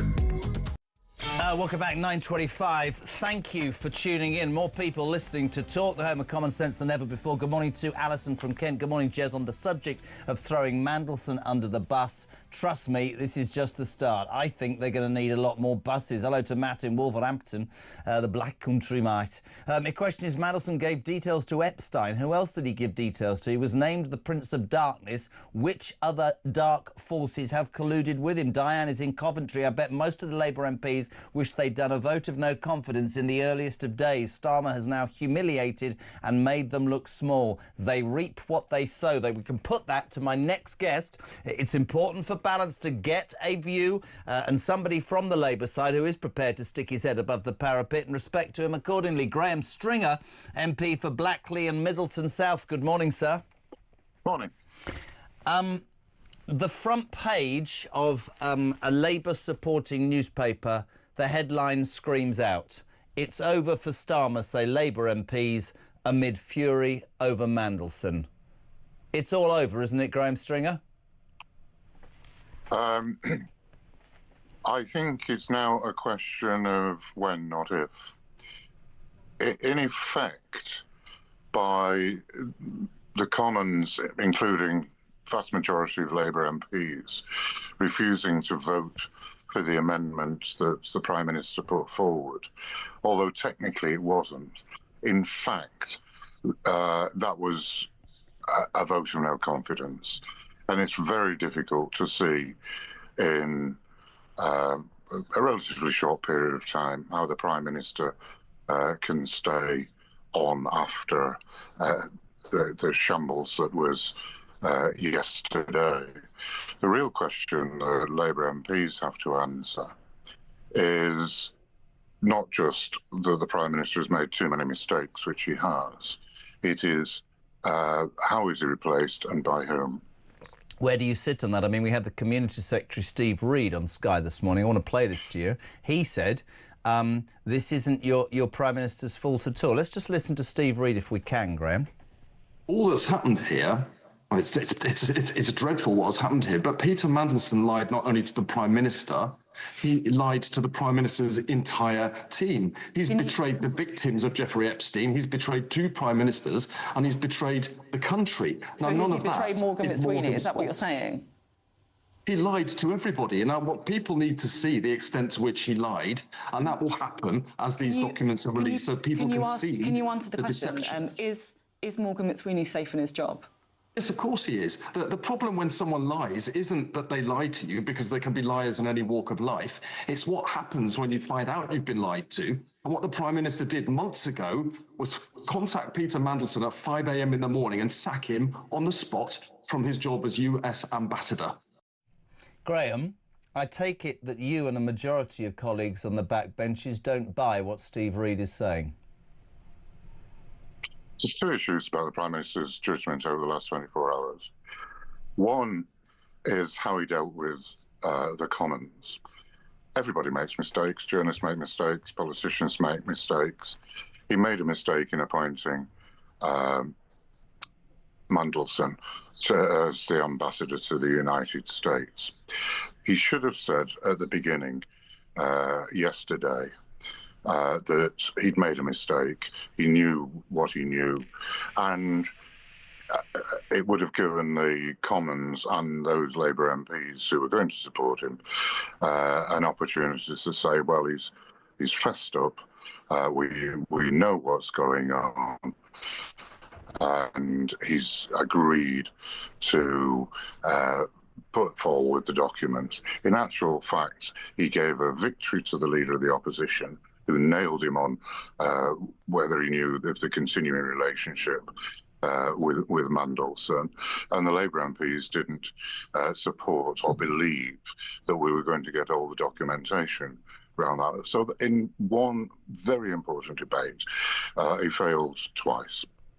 I mean, it's really interesting. You described it as it's a grave error of judgment, but within the wider view, and I don't say this actually with any joy, because I respect, and I mean this, I utterly respect you, Graham, for coming on. I know you're a man that does your job for your constituents. You know, I don't mean this the wrong way. You're not one of them high-flying Islington lot. You're what I used to call a proper Labour MP. When you look, Graham, at this scandal, when you look at how U-turn after U-turn has impacted on the popularity of a party who 18 months ago got in with the biggest majority post-war, is this a Labour Party you recognise? It's certainly a Labour Party that's changed. I mean, there's two questions there. Our government shouldn't make as many mistakes as this government has made. I mean, people talk a bit about U-turns. I've wanted most of those U-turns. It's the original decision, the original mistakes that shouldn't have happened. And there comes a limit to how many mistakes a government can make and continue as it is. I think some of those mistakes show that they're not the priorities that previous governments would have made. If you take the Chagos Island, for instance, which is something that deeply annoys me, we're going to find, 35 billion to pay for something that we own. That's incredible. I don't believe the previous Labour governments would have done that. And if you come to one of the core issues that annoy Labour voters, the clue's in the name of the Labour Party. I think that everybody who possibly can deserves the dignity of work and to get a job if it is at all possible. This party announced, my party announced, I think last week, that we were no longer going to look at changing the benefit system in a way that would give people a better chance to get jobs. I think that a measure of any Labour government is how many people it can get into jobs and get off benefits. People want that, the public want that, and we're not doing it. Is this Labour Party still the party for you? Have you thought about defecting to Reform, my friend?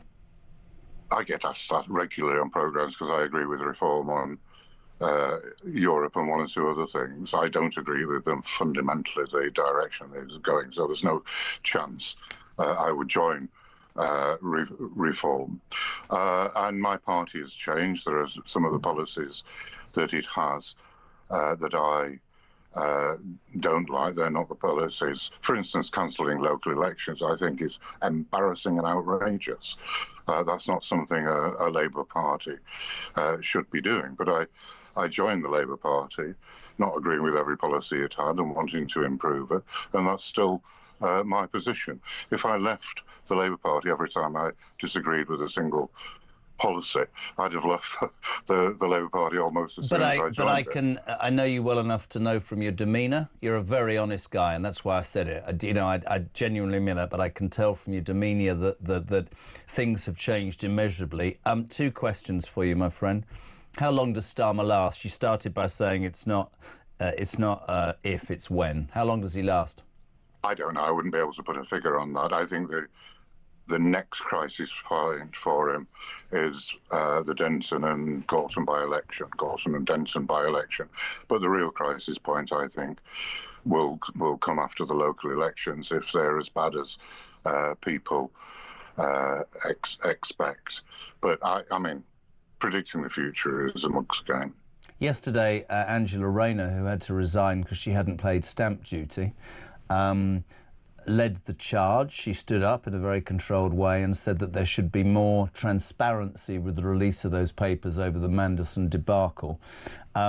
There's no doubt that people are on manoeuvres. I haven't seen hide nor hair of Ed Miliband.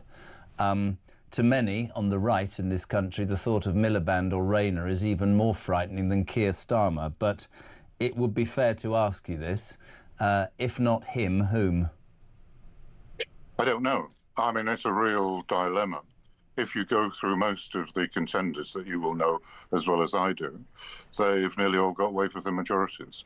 And it's not a good look for a leader of a party who's really, he or she is concerned about their own survival. So I think the Labour Party's got a genuine difficulty in who it chooses and how they choose them. If possible, we want to avoid the shambles that was the Conservative Party in the last government, where they kept changing the leader. The elections were chaotic, and they ended up with a historic thrashing in the last general election. But you would be in agreement if I described him as a dead man walking. It's not a phrase I would use, but I understand what you mean, yes. Final question, which so many people, and the texting saying respect to Graham Stringer, because you represent your constituency, you're not sat in Islington. Here's a question for you. Nobody that listens to this, myself included, can understand how a man like Mandelson can have survived so many scandals and have survived for so long. Can I ask you a question? I think he's going to prison. On the way down, he presumably must have muck on everybody. Do you fear that he'll squeal and other Labour high-ranking people will be brought to task? I don't think I can answer that, not because I'm avoiding it, because I don't know the answer. What I would say is he deserves due process like everybody. One of the disturbing things yesterday was that he was presumed guilty, and there's a lot of evidence that looks pretty bad, but the police are looking at it, and he does deserve due process. Whether any other senior figures in British society, including the Labour Party, are included, I don't know. I would have no way of knowing that. Listen, it's an absolute pleasure, and I mean that. You know I respect you, and for people tuning in who are not Labour supporters, some are, you know, you had the decency to stick your head above the parapet, which very few people in the Labour Party have done, and I respect you for that, Graham. Thank you so much indeed. Graham Stringer MP, the Labour MP for Blackley and Middleton South. When we come back, we'll give the list of those candidates in the Gorton and Denton by-election as part of the due process. Also, believe it or not, in the next 23 minutes, we've got Lord David Frost, former Brexit Minister, and also Sir Jacob Rees-Mogg. We're back in 3.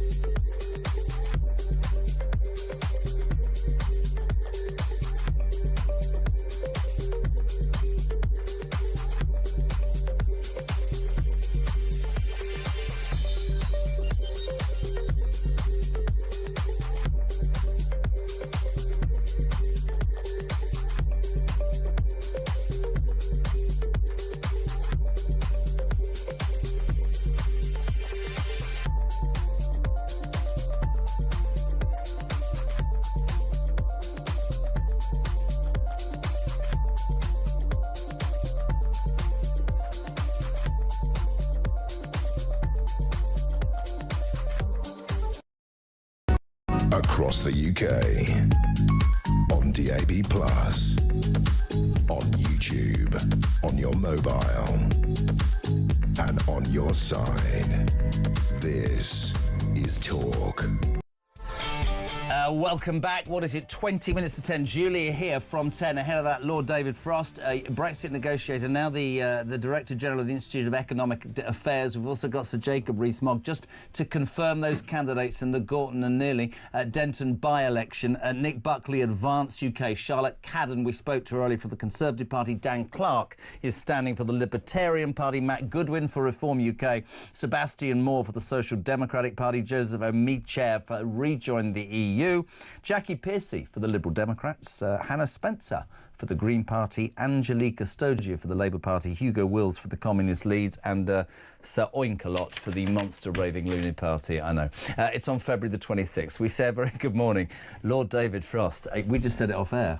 Yeah. This is extraordinary because all morning we're on resignation watch. People are all having an opinion and the audience are like on tenterhooks. Yeah, absolutely. Well, British politics delivers moments of drama like few other countries. And when you saw PMQs yesterday, when you saw the debate, when you saw the government with a majority of nearly 200 on the back foot, you know something very odd is happening. And I'm sure we're going to see that play out in the next few days. I'd love to talk about economic affairs, but I'm not going to, because it's just a story that's going on and on. I mean, actually, economically, one of the reasons I think this government is in so much trouble is because it's screwed our economy and small businesses and has instigated things that have really destroyed so many parts of, you know, the attacking farmers, small businesses, NI increases, all that sort of stuff. Totally. And that's why this man has to go cap in hand to the Chinese, which is extraordinary, isn't it, for a human rights lawyer. Right. They've got on this, because they've messed our economy up. They've got on this awful kind of inverse virtuous circle where, you know, they crush the economy, it raises fewer taxes, so they have to raise tax rates to try and get more money. That crushes the economy still further,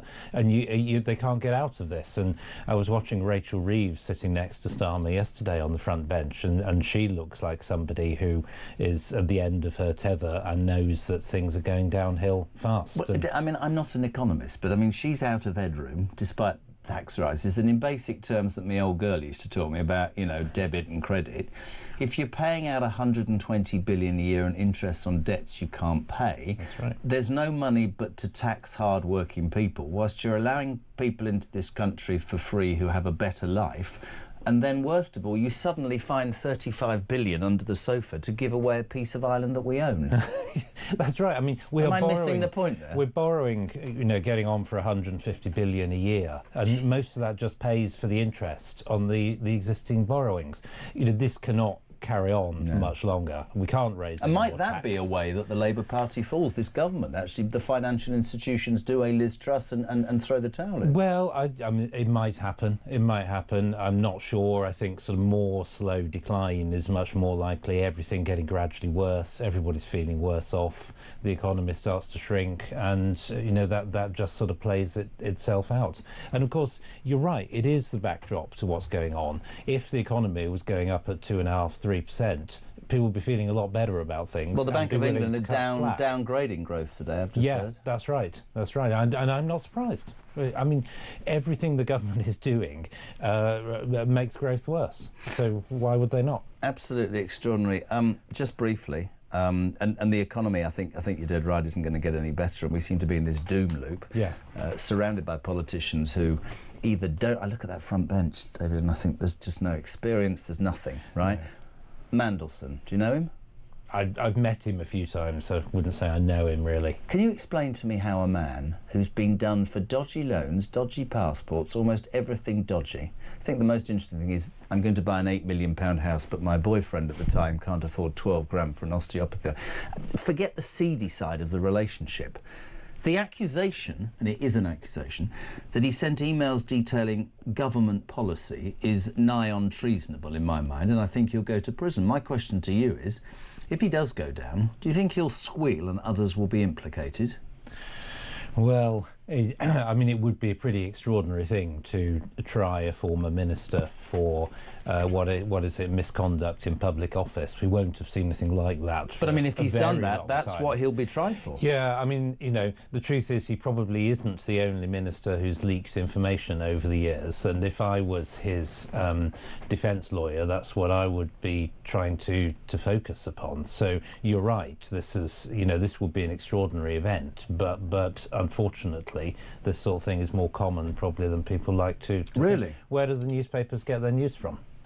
Yeah, but sending it, I mean, you add in this whole murky, you know, paedophile, Epstein, money, privilege. Of course. He's out of what I want to know is, and I'm not asking you about, but he must know where the bodies are buried. I think this, I mean, Brown's already moved to cover his backside, hasn't he, to be honest? I mean, where does this go? How does, you know, yesterday I thought Starmer had a golden opportunity to deflect and get rid of Morgan McSweeney as Chief of Staff. Well, he tied himself straight to him. He did. That's both of them screwed. He did, and you know, when the advisor becomes the story, then you know usually it's his end game for that. Dominic advisor. Cummings. Yeah, exactly. But the problem Starmer's got is he can boot his advisor, but then people start thinking, well, you know, you're the guy who appointed him. All the feelings about misjudgment then focus on the leader, and he knows that. How long do you think he's got? I think he will be gone at some point this year. I don't know. I mean, there's a lot of ruin in a prime minister, and I lived through much of the sort of decline and fall of Boris when people predicted disaster day to day, and it didn't happen. But does this point to does this? This is a good question actually.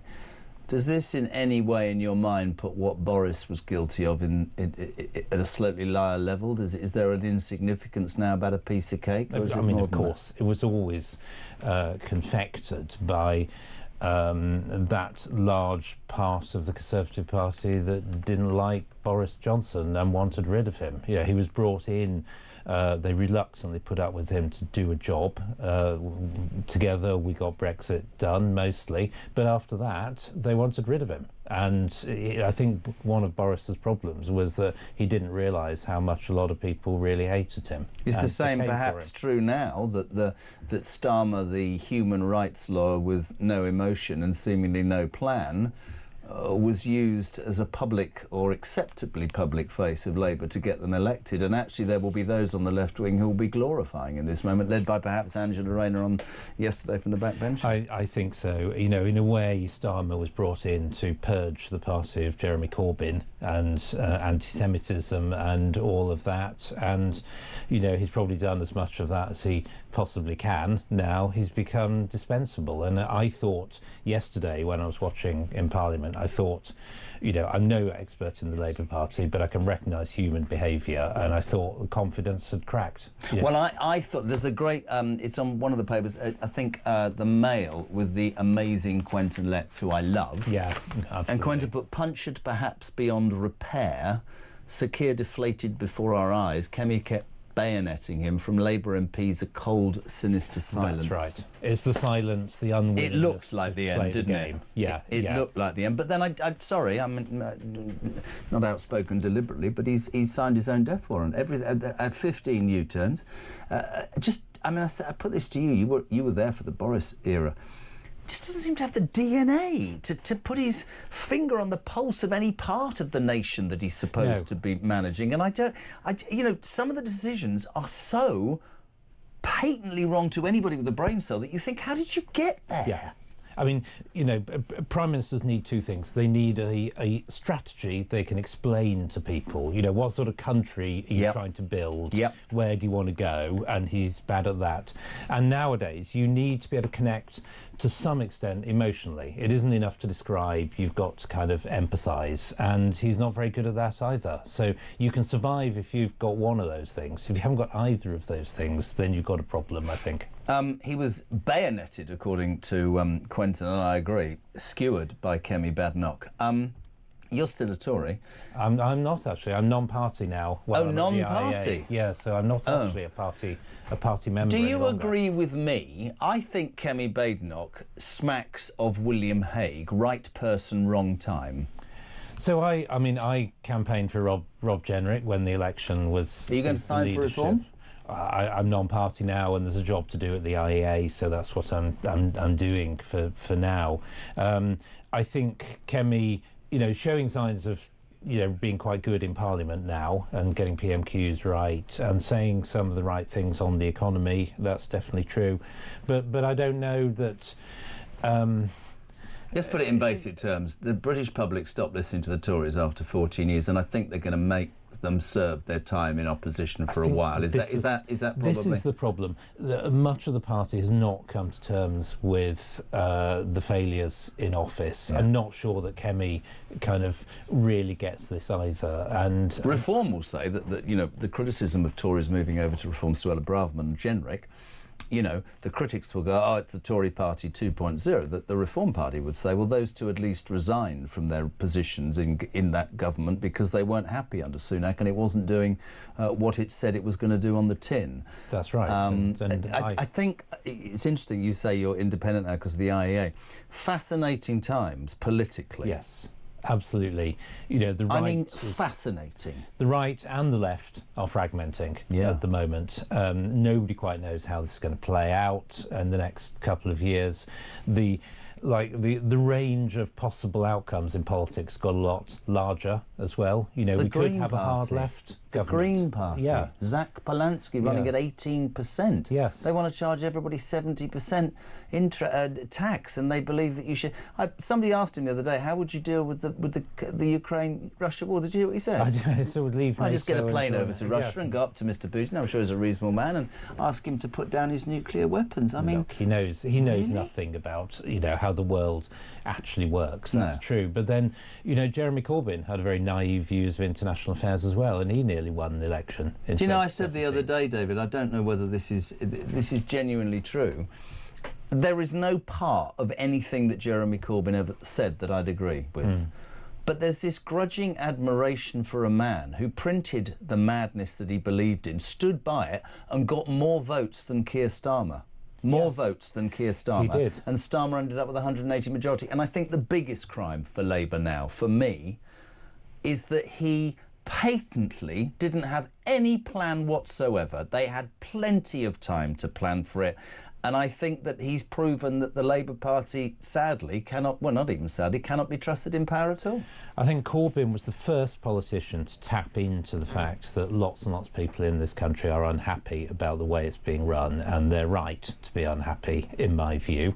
That's why he got so many votes. Starmer doesn't think that, I don't think. I think he thinks there's nothing really wrong with this country that sensible Labour ministers can't put right, and he thought that simply by being in power and being there, things would magically get better, and they haven't, and he doesn't understand why it's all going so wrong, and that's at the root of his that's what I really struggle with, though, because I can't work out whether he's I'm being completely honest, so thick that he doesn't get it, has such appalling advisors, or just doesn't have it in his DNA. Because I go back to it, some of the how would you on day one want to alienate 10 million pensioners by saying we're going to make you cold? In the thing, how would you say to your farming community who provide food for your economy, we're going to screw you whilst we search for our net zero madness, which, by the way, is going to bankrupt us even more? No, I mean, this is where not having a story comes out. If you've got a story that says, look, the country's in a bit of a mess, we're all going to have to help to get us out of it, that's one thing. To sort of randomly pick on groups that you don't like and appear to punish them is the absolute worst way of doing this, and yet that's what they've tried, and that's how people feel about them. And also let groups down that you've looked in the face and said everything will be absolutely fine, don't worry about it, I'm going to support the farmers, I'm going to support all of that, when actually that's complete, well, excuse the pun, BS. Yeah, I mean, the farmers is particularly bad because they gave an explicit promise they wouldn't do it and then went ahead and done it anyway. And that's how much trust one should place in their manifesto generally. After the IEA, final question, Lord Frost, it's so good to see you. Ever think about politics again, or are you done? I never predict the future. I think once you get the political bug, you're always in politics, but there's a big job to do at the IEA. It's a great organisation, and for the time being, I'm focusing on that. It's great to have you on. Lord David Frost, former Brexit negotiator and current Director General of the Institute of Economic Affairs. Thank you so much indeed. Almost 10. So Julia here from 10 o'clock. We're on Resignation Watch at Talk, and thank you for tuning in. More of you listening to the home of common sense than ever before. Official records, audience data told us that yesterday. Julia from 10. We're just going to keep an eye on this. Is anybody going to crack in Labour? Any front benchers going to resign? It happened to Johnson. Will it happen to Starmer? A dead man walking, according to many. Morning, Stuart. Great show, everyone there. And well done, Jezza. It's great. Let me just have one thing. I've got one thing to say. Calamity Lammy actually does become interim Prime Minister. And then, obviously, Miliband takes over, Millipede takes over. Does that mean that Lammy will still get protection for the rest of his life? Police protection for the rest of his life? That will be such a cost to this country as well. Anyway, great show. Interesting day. Thanks.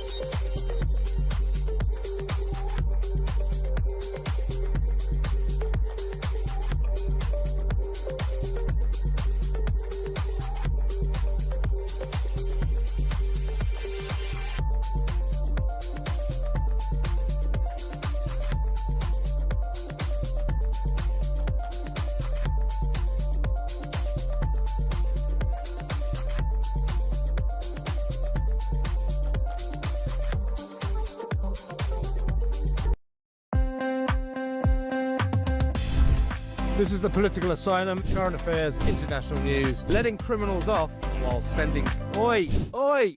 You shut up! I'm trying to record something. Stand by for 3 powerhouse hours of breaking news, challenging views. I don't give a flying damn about international law. I think people will viscerally reject this. We're with you every weekday night, Monday to Friday, 7 until 10 p.m, right here on Talk.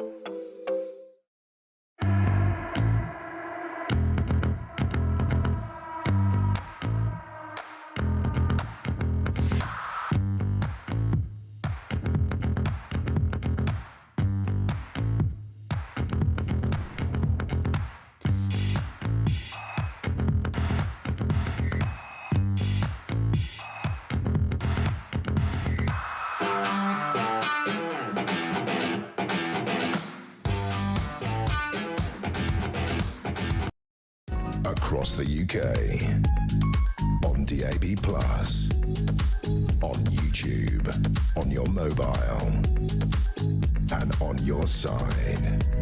This is Talk. Welcome back. Margaret in Yorkshire says, Jeremy, Graham Stringer was the first Labour MP that I have been speaking common sense to. Poor man looks fed up. Good morning to Suze, who says, Jez is an ex-dyed-on-the-wall lifelong Tory voter, now reformed. Graham Stringer was the first Labour politician I could have voted for. Just to apologise, Jacob Rees-Mogg has just sent me a message. Sorry not to join your programme this morning, Jez. Your cameraman went to the wrong place. There's been some problems with the weather. Nobody can stand anywhere. Jacob, don't worry about it. The GCHQ round as well. It's awful out there, but it's nice and bright and sunny because the First Lady of Westminster is gracing me with her presence. I think cosy and warm in here. How are you, and love? Dry, crucially dry. Yeah, I'm just still reeling from yesterday. I couldn't get over. PMQs was explosive. Everything that's happened since, even more so. I think I genuinely. Keir Starmer was doing a speech in an hour or so about unity. Good. Yeah, 800 million. I mean, 800 million.